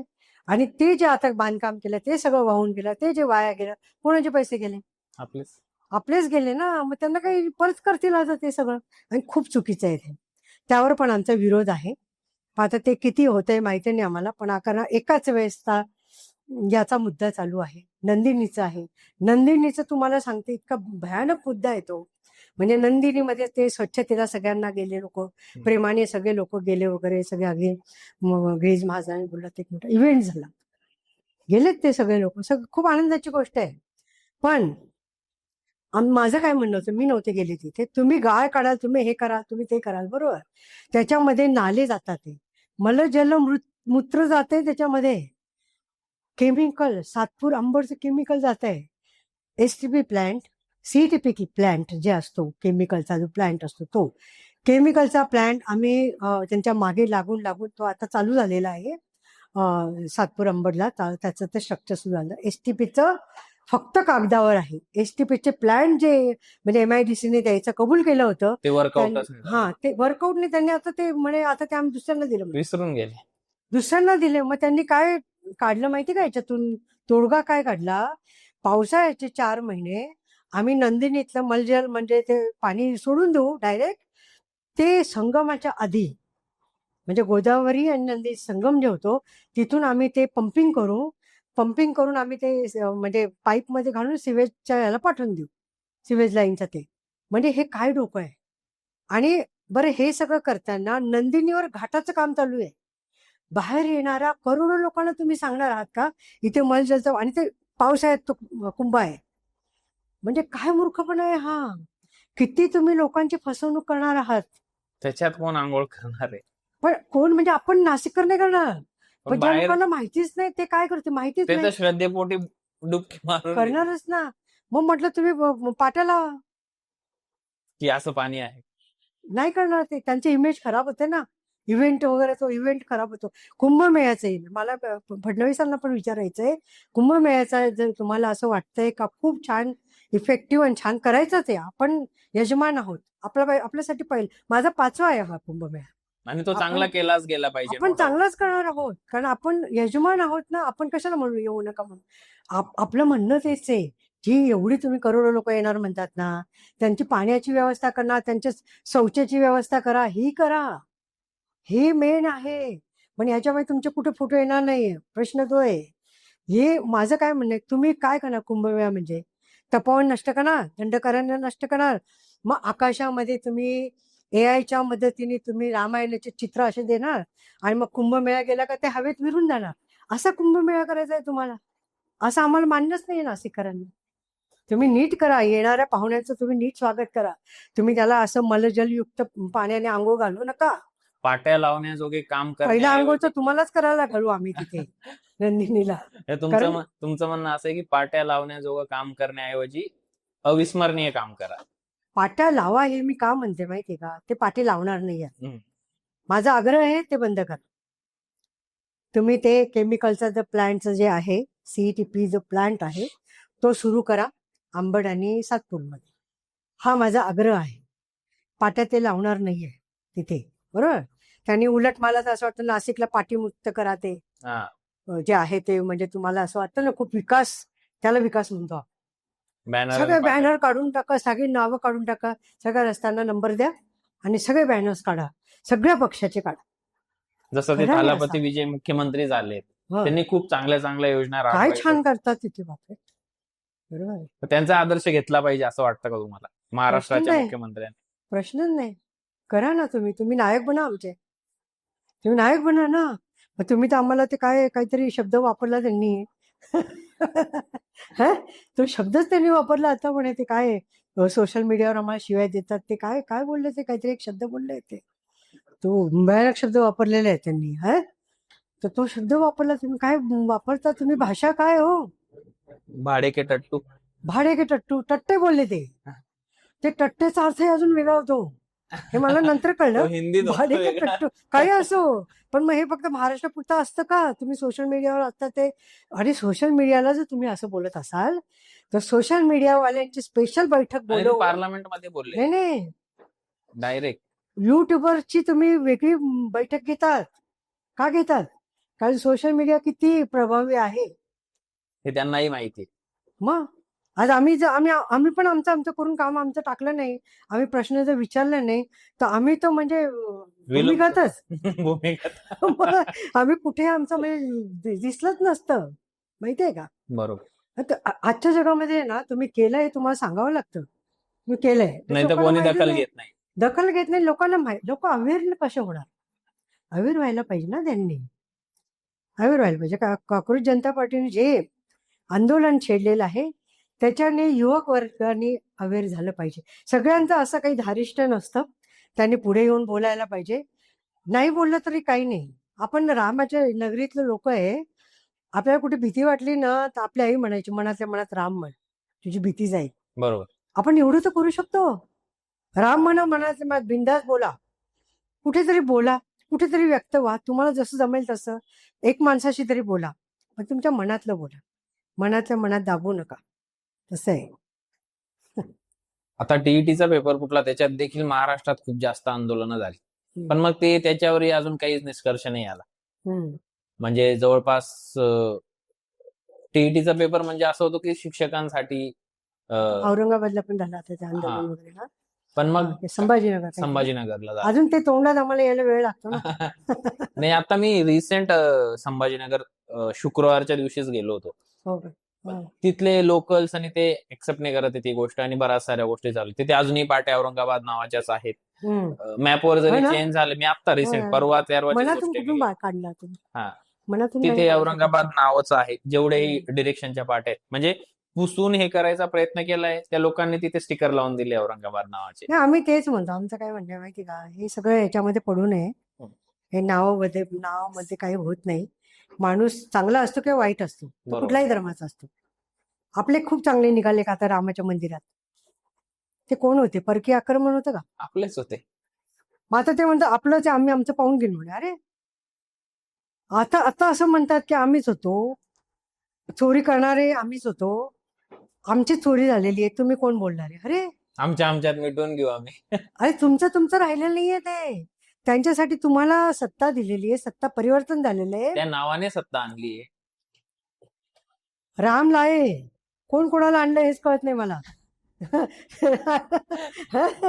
मी कोणाला आता आणलं? एक डॉक्युमेंटरी बघितली, जे पूर्वीचे पुजारी होते राम मंदिराचे, जे हस्तक्षेपाला म्हणजे राजकारणी हस्तक्षेपाला त्यांचा विरोध होता, की आम्ही आमच्या पद्धतीने हा लढा लढू आणि हे मंदिर बनवू, वॉट एव्हर त्यांचे जे मुद्दे होते तसे होते. सो त्यांना बिकॉज ऑफ त्यांचा जो विरोध होता, पॉलिटिकल म्हणजे पॉलिटिकल हस्तक्षेपच नकोय आमच्या या लढ्यात, असं त्यांचं म्हणणं होतं. मग त्यांनी त्यांचा हस्तक्षेप काढून टाकला. त्यांचा हस्तक्षेप काढण्यासाठी काय, आता तुम्ही हा मुद्दा मांडला की राम मंदिरात जी चोरी झाली देणगीची वॉटेवर, त्याच्यावरच आहे. त्यांचा हस्तक्षेप काढण्यासाठी कोणता मार्ग अवलंबण्यात आला, तर असं सांगण्यात आलं की त्यांनी दानपेटीतून 10 रुपये घेतले होते आणि ते त्यांनी त्यांच्या खिशात ठेवले. जे पूर्वीचे मेजर पुजारी होते, महत्वाचे पुजारी होते, त्यांच्यावर असा आरोप लावण्यात आला की दानपेटीतून 10 रुपये घेतले, त्यांनी खिशात ठेवले आणि त्यांनी ही चूक केली म्हणून त्यांना त्या समितीवरून आणि मुख्य पुजारी किंवा जे त्यांचं मला एक्झॅक्ट पद माहित नाही, तिथून त्यांना काढून टाकण्यात आलं आणि काही वर्षानंतर तेच गायब झाले. यांचं काय आहे माहिती का, एक स्मरण पत्रिका त्यांनी ठेवली पाहिजे. ते काय बोलतात हे त्यांनाच आठवत नाही असं म्हणणं पण चुकीचं आहे. ते सोयीस्कर पद्धतीने असतं. जर तुमचं ते तत्व आहे, मग आता तर तुमचंच तत्व पाळलं गेलेलं नाहीये. केवढं मोठ्या ह्याच्यामध्ये आणि अरे तुम्ही त्याला लक्ष्मी म्हणतात, ते टॉयलेटमध्ये ठेवलं. टॉयलेटमध्ये ठेवलेली आहे याच्यात. मग एका जजच्या याच्यातून काही म्हणजे मला ते आठवतात एक म्हणजे काय काय निघालं, त्याचं पुढे काय झालं, काहीच नाहीये. खूप मोठे प्रश्न आहेत हे. प्रश्न जे आहे ना, खूप मोठे प्रश्न आणि आहेत. न्याय व्यवस्था ही खूप जास्त कॉम्प्रोमाइज ज्या आहे. मंदिराच्या कळसाचं व्यवस्थित झालं नसताना त्याची पूजा करण्यात आली आणि पूजा कोणाकडून करण्यात आली, बरोबर, हे सगळेच प्रश्नामध्ये आहे, बरोबर. तर त्या मंदिरामध्ये माझा तर असा दावा आहे, तिथे राम आहे का, तिथे राम असतंय तर असं झालं असतं का. मुळात अजून मला हे पण वाटतं, जे लोक रामाची सेवा करतात त्यांचा रामावर विश्वास आहे का. मुळात त्यांचा रामावर विश्वास असता तर त्यांनी हे केलं नसतं. ज्यांनी रामाचा विश्वास असून हे केलं असेल, बरोबर, मग ते आम्हाला तिथे नकोय. ते वरपासून खालपर्यंत, खालच्या सोंगट्या नाही, वरपासून. का सीबीआय चौकशी होत नाही. सीबीआय चौकशी सगळ्याचीच होते, ईडी सगळ्यांच्याच दारात येते. पण मग ते यांच्या फक्त काय, विरोधी पक्षांच्याच दारात मग येते. मी तेच सांगते, मग यांच्या काही येत नाही. मग तुम्हाला रामाचं मॅटर हे याच्यापेक्षा जास्त महत्वाचं वाटत नाहीये का. मग तुमचं रामावर प्रेम नाहीये का. जे आम्हाला कायम, आम्ही जेव्हा काही बोलायला गेलो का आम्हाला म्हणतात तुम्ही धर्मद्वेषी आहे. आता मी म्हणते की तुम्ही आहात. तुम्ही प्रूव्ह करून द्या, तुम्ही काय प्रूव्ह केलंय. जे रामाच्या, आमचं सगळ्यांची श्रद्धा आहे. आज माझ्या पण देवाऱ्यामध्ये राम आहे, बरोबर आहे, माझ्या मनात पण राम आहे. मला नुसते आरोळ्या ठोकण्यामध्ये इंटरेस्ट नाही आहे, बरोबर आहे, मग माझ्या मनात राम आहे. तुम्ही काय केलं, रामाच्या ह्याच्यामध्ये केलं असेल तर एखादा लगेच गेला असता, तर वनच राहिले नाही. वनात निघून जायला पाहिजे होतं सगळं हे करून, पण मग वनच राहिले नाही. वनच राहिले, त्यांनीच नाही राहू दिलं ते पण त्यांनी राहू दिलं. आणि हा सगळ्याचा परिणाम, हे पर्यावरणाची जी अपरिमित जी हानी होते सगळीकडे आम्ही पोचू शकत नाहीये, हे दुर्दैव आहे. पण अपरिमित हानी आहे हे सामान्य लोकांना कळतं. तुम्हाला सांगते, मी रस्त्याने जाते, एखादा दूधवाला आहे, मॅडम तिकडे खूप झाडात होता हो, त्याला वाईट वाटतंय, पण त्याची तेवढीची शक्ती नाही का आवाज करण्याची, बरोबर. पण वाईट प्रत्येक माणसाला वाटतंय, कारण की हा जो हिशोब जे आहे ना, आय एम सॉरी किंवा माझं चुकलं म्हणून काहीच होणार नाही. हे कितीतरी पिढ्यांना त्याचा त्रास होईल. मग किती 400 वर्षाचे जी झाडं आहेत, 400 वर्षाची, त्यांनी किती ऑक्सिजन दिला आहे आपल्याला. त्याचं खाली जे त्याचं जे आहे योगदान, ते सगळं खूप मोठं आहे. त्याचा अभ्यास करायलाच किती वर्ष जातील. हे जी हानी भरून येणं खूप खूप वर्ष लागतील त्याला. ह्याचा अभ्यास, मी तेच सांगते, शॉर्टकट नाहीये, शॉर्टकट नाहीये. ना तुम्हाला अभ्यास करावा लागेल, ना तुम्हाला याच्यात AI मदत करेल, काहीच होत नाही. स्वतःलाच करावं लागणार आहे.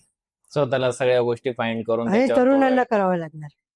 आणि कॉक्रोच जनता पक्षाचं काय पुढे होईल ते आज कोणीच सांगू शकत नाही. पण त्यांनी जी सुरुवात केलेली आहे ती मला तरी असं वाटतं ती एक प्रामाणिक प्रयत्नातून केलेली आहे. आजही त्यांना जे जोडलेले लोक आहेत, जसे अण्णांच्या आंदोलनामध्ये जे जोडलेले लोक आहेत, पुढे त्यातून काय काय राजकारण झालं हा वेगळा भाग आहे. राजकारण करणारे करतातच कुठे पण. बरोबर. पण तो जरी वेगळा भाग झाला असेल तरी पण यांची भावना ही प्रामाणिक आहे, त्याचा आदर झाला पाहिजे. आणि आंदोलनाबद्दल बी तुम्ही बोलले होते की आंदोलन करण्याच्या पद्धती म्हणजे 2013 मध्ये म्हणजे आंदोलन हे जे उपोषण केलं जातं हे एक आंदोलनाचा भाग आहे. जेव्हा स्वातंत्र्यापूर्वी महात्मा गांधी आंदोलन करायचे, इंग्रजांची सत्ता होती. आता तर आपली सत्ता आहे, आपण स्वतंत्र देश आहोत. इंग्रजांची सत्ता होती तरी देखील त्यांच्या आंदोलनाला स्वीकारलं जायचं आणि ते आंदोलन कशासाठी करताय, त्यांच्या मागण्या काय आहेत याच्यावर सरकार विचार करायचं, विनिमय करायचं आणि त्याला जर त्या मान्य करण्यासारख्या मागण्या असतील तर त्या मान्य केल्या जायच्या. पारतंत्र्यात भारत पारतंत्र्यात होता, हिंदुस्थान म्हणतो आपण पारतंत्र्यात होता, तेव्हा मान्य केल्या जायच्या. आणि आत्ता म्हणजे मी स्पेसिफिकली नाही म्हणत आहे, पण तरी देखील आता जे आंदोलन होत आहेत खूप जास्त उपोषणं केले जातात. महाराष्ट्रात देखील आपले जरांगे पाटील आहेत, त्यांनी उपोषणं केले. त्यांच्या मागण्या फक्त माझ्या मते तरी होकार देऊन तशाच पडलेल्या आहेत. अजून त्यांची एकही मागणी पूर्ण झालेली नाहीये. जेही होतं ते परत आंदोलनाला बसायचं म्हणतायत. थोडे दिवस झाले का परत त्यांचा काहीतरी न्यूज येते, त्याच्यात आम्हाला कळतं की परत आंदोलन होणार आहे ते, कारण की मागे जे आश्वासनं दिले ते खोटे होते, काही झालं नाही. सेम आता सोनम वांगचू सर जे आंदोलन करतायत, जवळपास 15 दिवस झाले, आपलं आत्ताच बोलणं झालं, त्यांच्याही आंदोलनाचं मला नाही वाटत ते काही होईल. शेतकरी आंदोलन झालं, मग हे आंदोलन करण्याची पद्धत चुकते का? नाही, आंदोलन करण्याची पद्धत चुकते असं नाहीये. आंदोलन जे अप्रोच करतात ते चुकीचे आहे. पण म्हणजे आता आपण जे आमरण आंदोलन जे करत होतो, बरोबर, ते आंदोलन करताना विचार करायला पाहिजे आता. कारण असे इतिहास आहे, जर म्हणजे अग्रवाल सारखे जे गंगेसाठी आपण करोड, त्याच्यानंतर किती अरबो रुपये आपण त्याच्यावर खर्च केले, ती गंगा नदी काही स्वच्छ झाली नाही. तो माणूस गंगेला जाऊन मिळाला, तो वारला. तो आज सोनम वांगचूक जेव्हा करताय हे आंदोलन, आमरण जे आंदोलन करतात ते, त्याची मला खरोखर भीती वाटते. त्याचं कारण असं आहे का, यांचा इतिहास असा आहे म्हणून भीती वाटते. ह्याच्यात काही बदल झाला तर चांगलंच आहे, पण जर लोकशाही आपण जर आहे आपल्याकडे म्हणतोय, तर आंदोलनं होणार आहेत, त्याच्या पद्धती बदलल्या पाहिजे, हे खरी गोष्ट आहे. आणि त्या का बदलल्या पाहिजे असं तुम्हाला त्या वाटतं? म्हणूनच बदलल्या पाहिजे ना. जगा अग्रवाल सारखे माणसं आमरण उपोषण हे यशस्वी होत नाहीये, म्हणजे ते यशस्वी होऊ नये, म्हणजे कुठलंही उपोषण आहे ना ते आता यशस्वी होऊ नये असे प्रयत्न चालू आहेत. जर समजा तसे प्रयत्न चालू असतील तर याचा फक्त अर्थ असाच आहे की आंदोलन होऊ नये, म्हणजे आधी तर त्यांना कुठल्या कुठल्या लेबल लावायचे, हे करायचं, म्हणजे त्याचं मूळ हेच आहे, आंदोलन ही संकल्पनाच पुसून टाकायची. जर आंदोलन संपले तर लोकशाही संपणार, बरोबर. लोकशाही आणि आंदोलन असणारच ना, नाही तर होऊ शकत नाही. आता तो कुठला, तो कोरियामधला जो आहे ना तानाशाह, त्यांच्याकडे पण ते आंदोलन झाले असं दाखवतात, निवडणुका झाल्या असं दाखवतात, मी निवडून येतो असं दाखवत. हा, असं आहे. आता तुम्ही पाहिलं नाही का, आता नवीन एक पद्धत आली आपल्याकडे, ह्याच पक्षाचे लोक आंदोलन करतात, हे पण पाहिलंय मी. म्हणजे म्हटलं अरे तुम्ही कोणाविरुद्ध करतात ते कळत नाही. विरोधी पक्षाने आंदोलन केलं, पण तुम्ही ऐकलं नाही का, हेच पक्षाचे लोक आंदोलन करतात आता, म्हणजे कोणाविरुद्ध करतात? हे आंदोलन ही जी संकल्पना आहे त्यातला हवा काढून घेण्यासाठी हे सगळे प्रयत्न आहेत. पण आंदोलन हे प्रभावी, त्याची तुम्ही हे बदला, पण ते प्रभावी राहणारच आहे. तुम्ही विचार करा किती कष्ट आले. आता हे लोक जे आता नवीन आंदोलन चालू आहे म्हणून आपण त्याविषयी बोलतोय, त्याच्यामध्ये त्यांचं म्हणजे काय सोयी ज्या बेसिक असतात त्या सगळ्या काढून घ्यायचा प्रयत्न केला. अन्नाचं, पाण्याच्या, त्या मुली होत्या त्या टॉयलेटच्या वगैरे पण ते अस्वच्छ ठेवण्यात आलं, सगळं हे करण्यात आलं, ते सगळं करण्याचा प्रयत्न. त्याच्याने होतं काय माहिती का, गांधीजींनी हा जो मार्ग आपल्याला दाखवलेला आहे, हा मार्ग जेव्हा इंग्रज इतके बलवान असताना सुद्धा प्रभावी ठरू शकतो, कारण हे शस्त्रच मुळी प्रभावी आहे. ते कसं प्रभावी माहिती का तुम्हाला, आता हे आंदोलनात त्यांचे सगळे बेसिक गरजा ज्या आहेत त्या होणार नाही पूर्ण, असं यांनी जेव्हा केलं तेव्हा यांचे निश्चय जास्तीत जास्त दृढ होत गेले. आम्ही याच्यात मागे हटणार नाही. हे जे आहे ना, हेच मूळ आहे. म्हणजे ह्याच्याने माणूस मागे नाही जात. यांना जे वाटत असे घाबरतील, घाबरत नाही माणूस. हे जे निशस्त्र पण शस्त्र आंदोलनाचे खूप प्रभावी आहे. त्याला इंग्रजही घाबरले आणि हे पण घाबरणारच, घाबरणार. असं आहे, तसं आहे. त्यांना काय वाटतं माहिती का, आपल्याला काय होऊ शकतं. लोकशाहीमध्ये जास्तीत जास्त शेवटचा उपाय काय असतो? निवडणुका. हम्म. सामान्य लोक, बरोबर आहे. मग सामान्य लोकांना काही पैसे दिले, काही पैशाने विकत घेतलं गेले, बरोबर. आणि काही काही काय झालंय, मी आरोप नाही करत, त्याचे चौकशी आहेत, त्याचे पुरावे दिलेत. राहुल गांधींनी दिले ना सगळे, त्यांनी पण दिले, राज मतदानातल्या ठाकरेंनी पण दिले. गोळातले. हा. मतदाराचं घोळ म्हणजे यादीच नष्ट करायची तुमची. आता मला काल परवा ते आले होते, काय पुन्हा काहीतरी नव्याने हे करायचं, नाही तर तुमचं मतदार यादीमध्ये नाव येणार नाही. नाव हा, येणार. गावाकडे चालू आहे रजिस्ट्रेशन. आता आपल्याकडे पण मला आहे ना ते हा.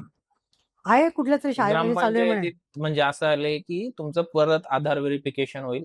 तुम्ही ऑलरेडी वोटर असाल तरी तुम्हाला नाही, आता आपल्याकडे पण आले नाशिकमध्ये. आमच्या इथे रवींद्र शाळा वगैरे, तिथे येऊन असं मी रेडिओवर ऐकलंय, मग तुम्ही या आणि ते तिथे तुम्ही बघा, तुमचं फॉर्म भरा, काय माहिती पाहिजे असेल ती माहिती माझ्या यादी माझ्या दुरुस्तीसाठी आईबापाची. हा कार्यक्रम राबवतायत ते. हा, म्हणजे समजा, हा ते ठीक आहे त्याच्यासाठी केलं तर, पण म्हणजे सोपं आहे ना.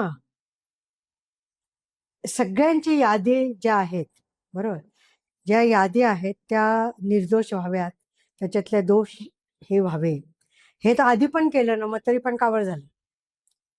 मग न्यायालय पण म्हणतो मग आता झालं, ठीक आहे, पुढच्या वेळेस आता तुम्ही मतदान करा. हे झालं ना बंगालमध्ये, झालं ना. माझं काय म्हणणं आहे, ह्या छोट्या छोट्या गोष्टी, या बेसिक गोष्टी आपल्या, म्हणजे आपली निवडणूक यंत्रणा, ज्याच्यावर आपली लोकशाही उभी आहे. म्हणजे तरुणांना मला हे सांगणं आहे, ज्याच्यावर आपली लोकशाही उभी आहे. आपलं बोलण्याचं स्वातंत्र्य, व्यक्त होण्याचं स्वातंत्र्य, आंदोलनाचं स्वातंत्र्य, हे स्वातंत्र्य जर तुम्ही विसरला नाही, तुम्ही दबावाच्या खाली आला नाहीत, तर आपण वाचू शकतो. त्यामुळे हे विसरू नका आणि हे ह्याच्यावर लक्ष ठेवा तुम्ही. म्हणजे आंदोलन करा, पण मग त्याचे थोडेसे आंदोलन पद्धती करायचंच बदलायला आहे, लागतील. पद्धती बदला. आमरण आमरण उपोषण. उपोषण कारण की करायचं, समोरच्याला फरक नाही लाक्षणिक पडत आहे. करा ना. समोरच्याला फरक नाही पडत आहे, तुम्ही जगताय की मरताय. त्याच्यामुळे फरकच पद्धती नाही, आणि बदला. हे असं इतिहास आहे ना, हम्म. इतिहास आहे, त्यामुळे त्यांना काही म्हणजे फरकच नाही पडत. आता हे सगळा जो मतदान, आता समजा त्यांचं काही झालं उद्या, मग तुम्हाला जो भीती वाटते का तुमचा नेपाळ होईल, बरोबर, जर असं काही घडलं तर लोक तर आक्रोश जनाक्रोश आला तर तर सामोरे नेपाळपेक्षा जावंच. भयानक होऊ शकतं. आणि त्याला जबाबदार तुम्ही असाल, सरकार असणार, आपण नसणार, बरोबर. मग तुम्ही कशाला करता, कुकर खूप तापलेला आहे, शिट्टी होईल, गॅस बंद करा तुम्ही. हे जमलं पाहिजे. त्यांच्याच हातात गोष्टी आहेत, कशा गोष्टी पुढे घेऊन जायच्या हे आपण तर करू शकत नाही. आपल्या काम आपण तर खूप आपण म्हणजे प्रश्न मांडू शकतो त्याच्यावरती. आपला असा देश आहे, आपल्या गुन्हेगारांना पण आपण खूप हे देतो. म्हणजे आपण असं म्हणतो ना की हे सुटलं तरी चालेल गुन्हेगार, पण निर्दोषाला फाशी देऊ नये, असं आहे निर्दोष ह्याच्यामध्ये, बरोबर. आपण किती देतोय त्यांना संधी, देतोय ना, संधी देतोय ना, तर त्यांनी ती घ्यायला पाहिजे. तुम्ही ती तिवारीची केस ऐकली का? युपी मध्ये का एमपी मध्ये, बिहार मध्ये तिवारी म्हणून कोणीतरी गोळी मारली ते. गोळी मारली त्याला. म्हणजे त्याने सरेंडर केल्यानंतरही त्याला गोळी मारून मेंटली मी डिसेबल कुठल्याही होता. प्रकारचे न्यूज चॅनल पाहत नाही, कुठलेही, ज्याला गोदी मीडिया म्हणतात, मी पण म्हणते त्याला. मला कधी समजा असं वाटलं मला काय एखादं मला कुठे मिळत नाहीये तर इकडे बघू आपण, तर बोर होऊन जाते मी बाकीच्या फालतू बातम्या पाहून. म्हणजे बातम्याच नसतं, बातम्या प्रमोशन्स असतात. हा, बातम्याची जे आहे, बातमीच कशाला म्हणतात याचा अभ्यास करावा बातमीदारांनी आधी, असं. तर तुम्ही आता जी तिवारीची गोष्ट सांगितली, हो मला माहिती सगळं प्रकरण, ते अतिशय दुर्दैवी प्रकरण आहे ते.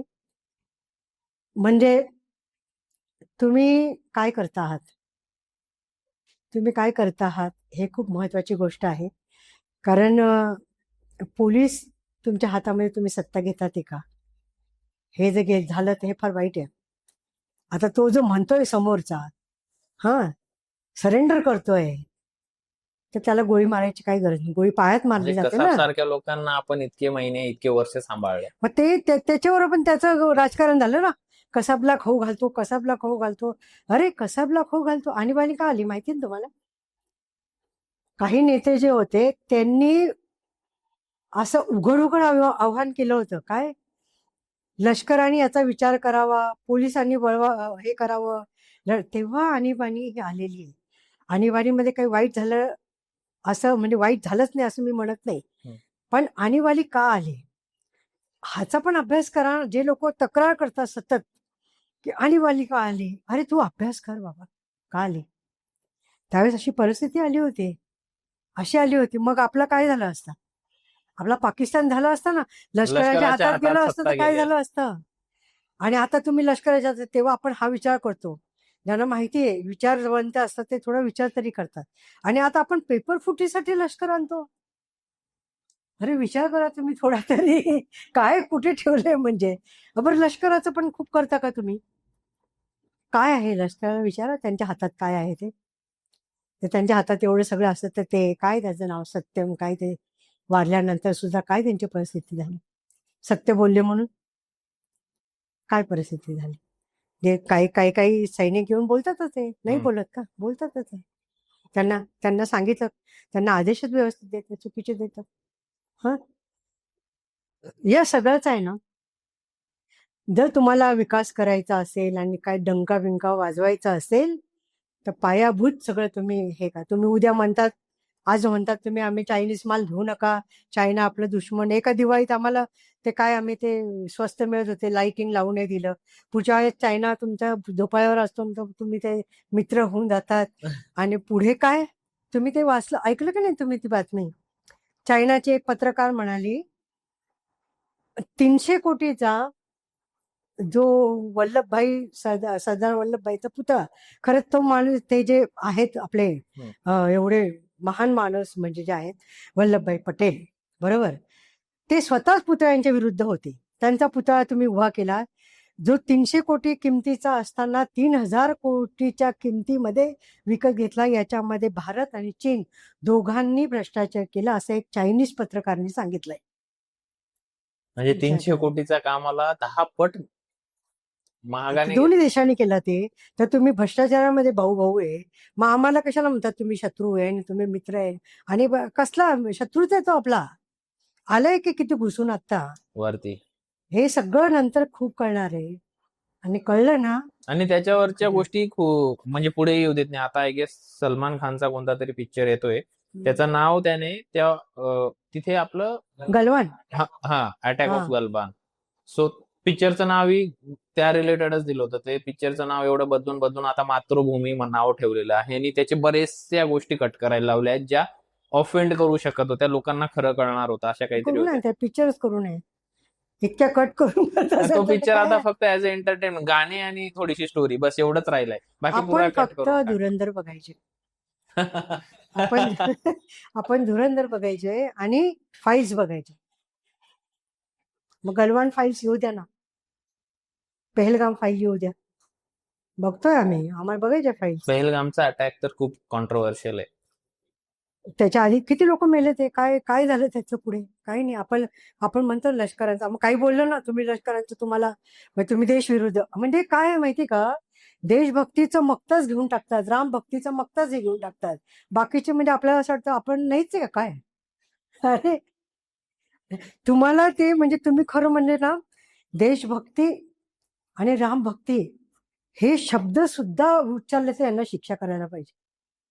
ते भयानक प्रकार त्यांनी केलेले आहेत, असं आहे. पण त्यांना काय वाटतं माहिती का? सगळ्यांना असंच वाटतं पाप करणाऱ्यांना का हे आपले कधीच भरणार नाहीये, पण 100 होतच कधीतरी, ते भरलं. त्याच्यानंतर बदल येतो. बदल म्हणजे काय, ते त्याचं ते पूर्ण भरावंच लागतं. आणि ते इतिहास आहे, इतिहास आहे. आणि इतिहास नुसता असत नाही, इतिहास घडतो. बरोबर. या 2 वाक्यात सगळं आहे बघा. इतिहास आहे, इतिहास घडणार आहे परत, असं आहे. सो बऱ्याच साऱ्या गोष्टी आपण आज डिस्कस केल्या. हम्म. तर एक रॅपिड फायर क्वेश्चनरी मी Yes, काढली हो. आहे, ती एक आपण बघू. कारण की आपले जेवढेही मुद्दे आपल्याला सांगायचे होते ते सगळे बऱ्यापैकी कव्हर झाले. हो. अजून बऱ्याच गोष्टी आपण बोललो. तर रॅपिड फायर क्वेश्चन आहेत 5-6. तुम्ही एका वाक्यात किंवा एका शब्दात उत्तर देऊ शकता.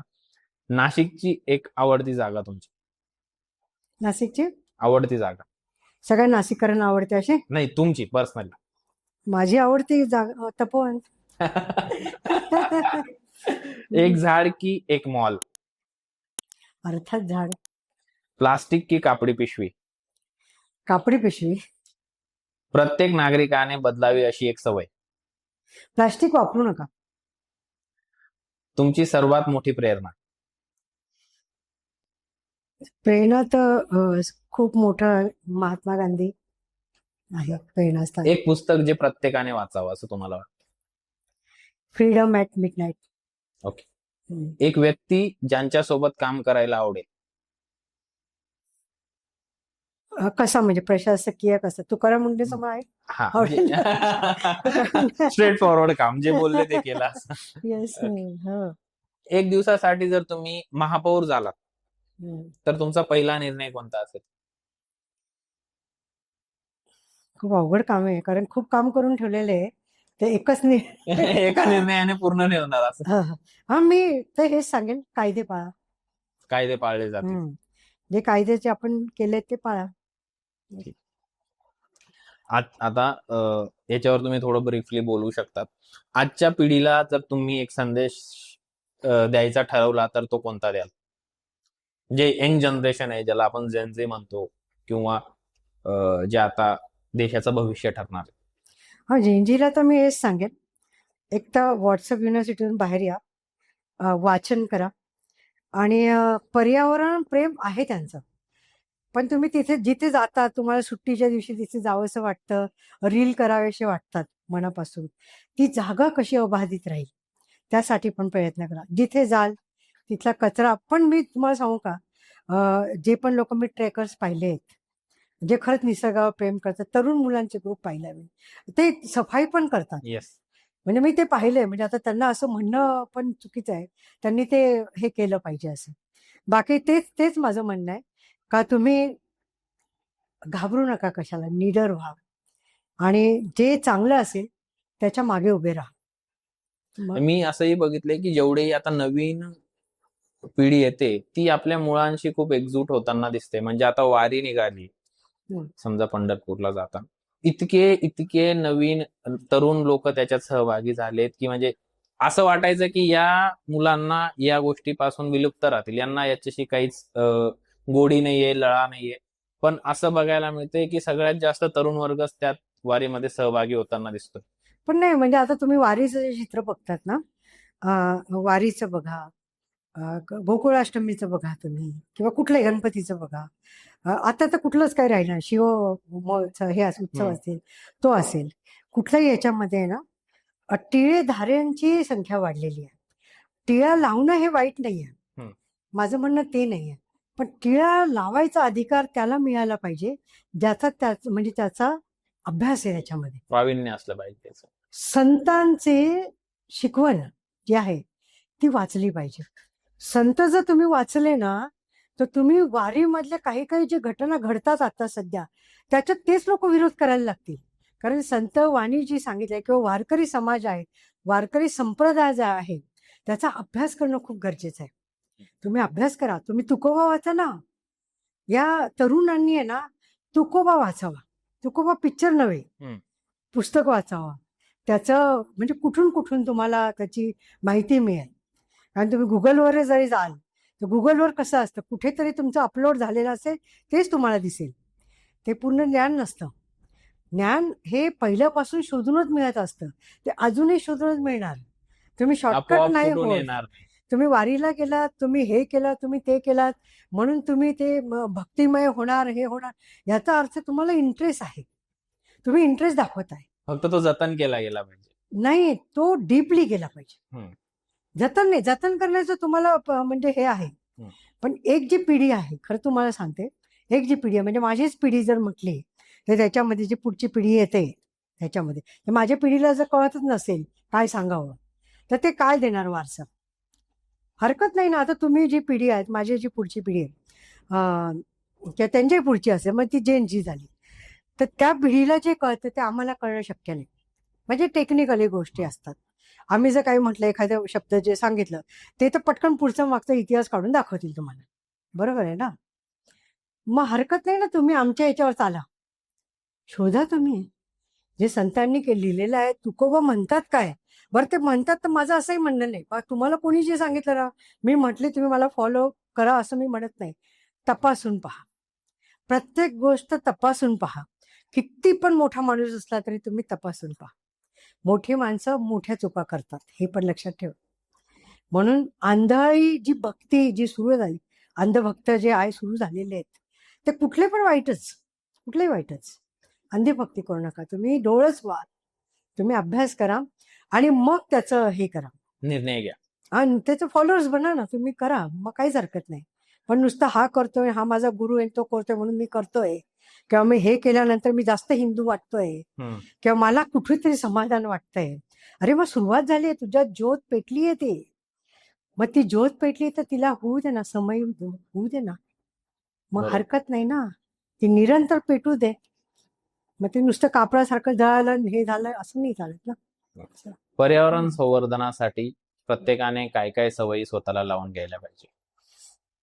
सगळ्यात आधी सवयी ज्या आहे आता ज्या स्त्रिया ज्या असतील ना स्त्रियांना मला हे सांगायचं आहे.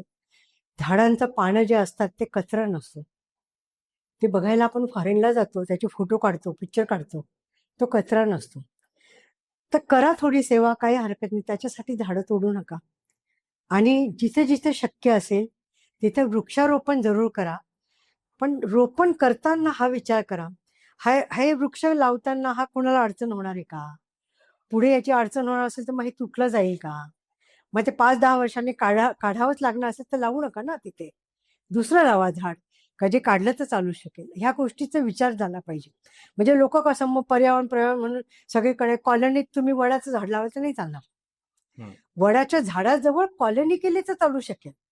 जसं आता वडाचं झाड आहे तिथे तुम्ही रस्ता केला तर चालू शकेल. पण रस्ता करून वडाचं झाड तुम्ही लावायला गेले तर नाही चालू. तर ते त्याचे मुळं हे होणार ना. बरोबर. म्हणजे तुम्ही तो अभ्यास करा. पर्यावरणाचा अभ्यास करा आणि पर्यावरण राखायचा प्रयत्न करा. हे खूप महत्वाचं आहे. नुसतं एकच जरी संकल्प केला का तुम्ही प्लास्टिक वापरणार नाही. त्यामुळे आता हे जे पूर जे बघतोय आपण नदीला सोडलं नसताना पाणी हे कुठेतरी प्लास्टिक अडकतं आणि पॅकेजिंगमध्ये मोठ्या प्रमाणात प्लास्टिक आहे.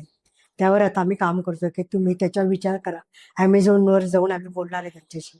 म्हणजे थोडं चाललंय आमचं का तुम्ही तुमचं पॅकेजिंगची पद्धत तुम्ही तुमचे इथले नियम वेगळे आणि अमेरिकेतले नियम वेगळे असं नका करू.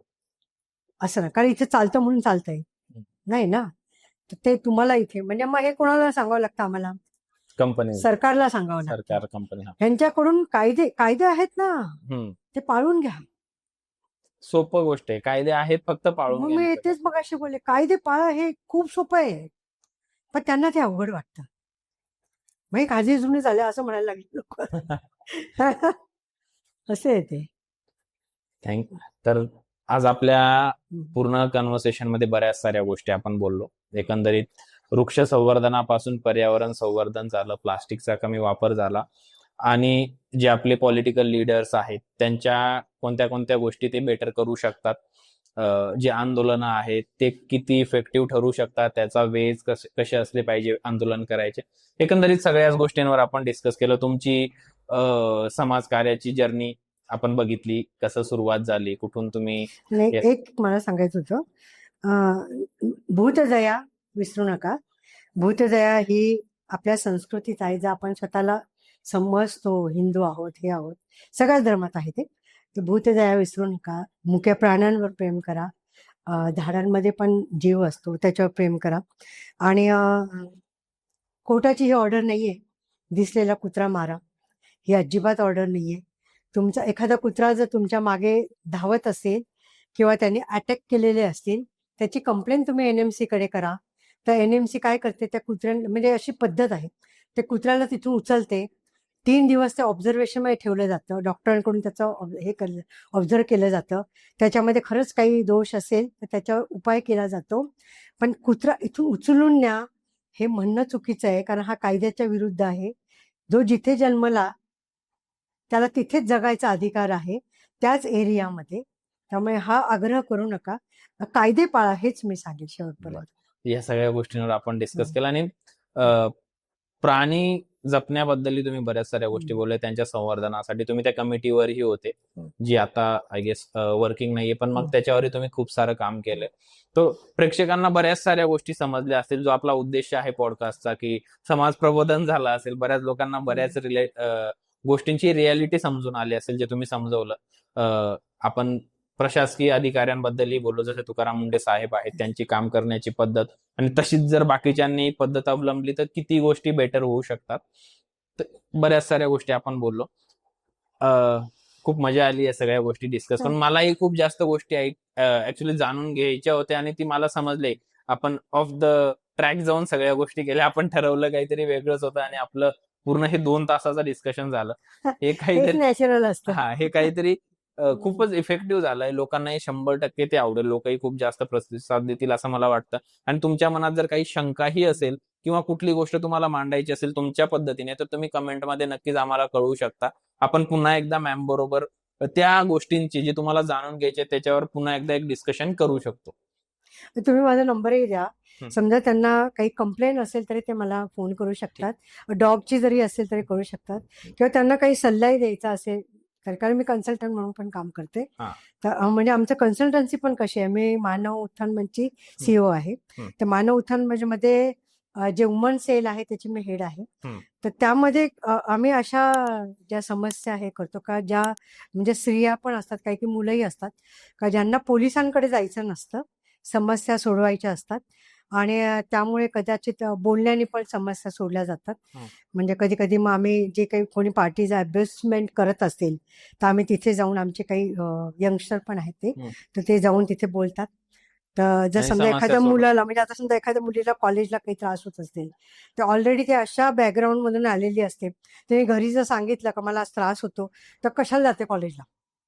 मग कॉलेज बंद होण्यापेक्षा मग ते आमच्यासारख्याकडे येऊ शकते आणि मग त्यांना आम्ही तशा प्रकारे मदत करतो, निवारण करू शकतो. निवारण करू. सगळ्या डेटा जो आहे, कॉन्टॅक्ट डिटेल्स आणि ऑल, मी सगळं डिस्क्रिप्शन मध्ये दिलेलं असेल. तुम्ही तिथून ते चेकआउट करू शकता. सो थँक्यू मॅम, तुम्ही आलात, आम्हाला वेळ दिला. आपण पुन्हा एकदा भेटू आणि नवीन विषयांवर चर्चा नक्कीच करू. धन्यवाद. अगदी नक्की, धन्यवाद.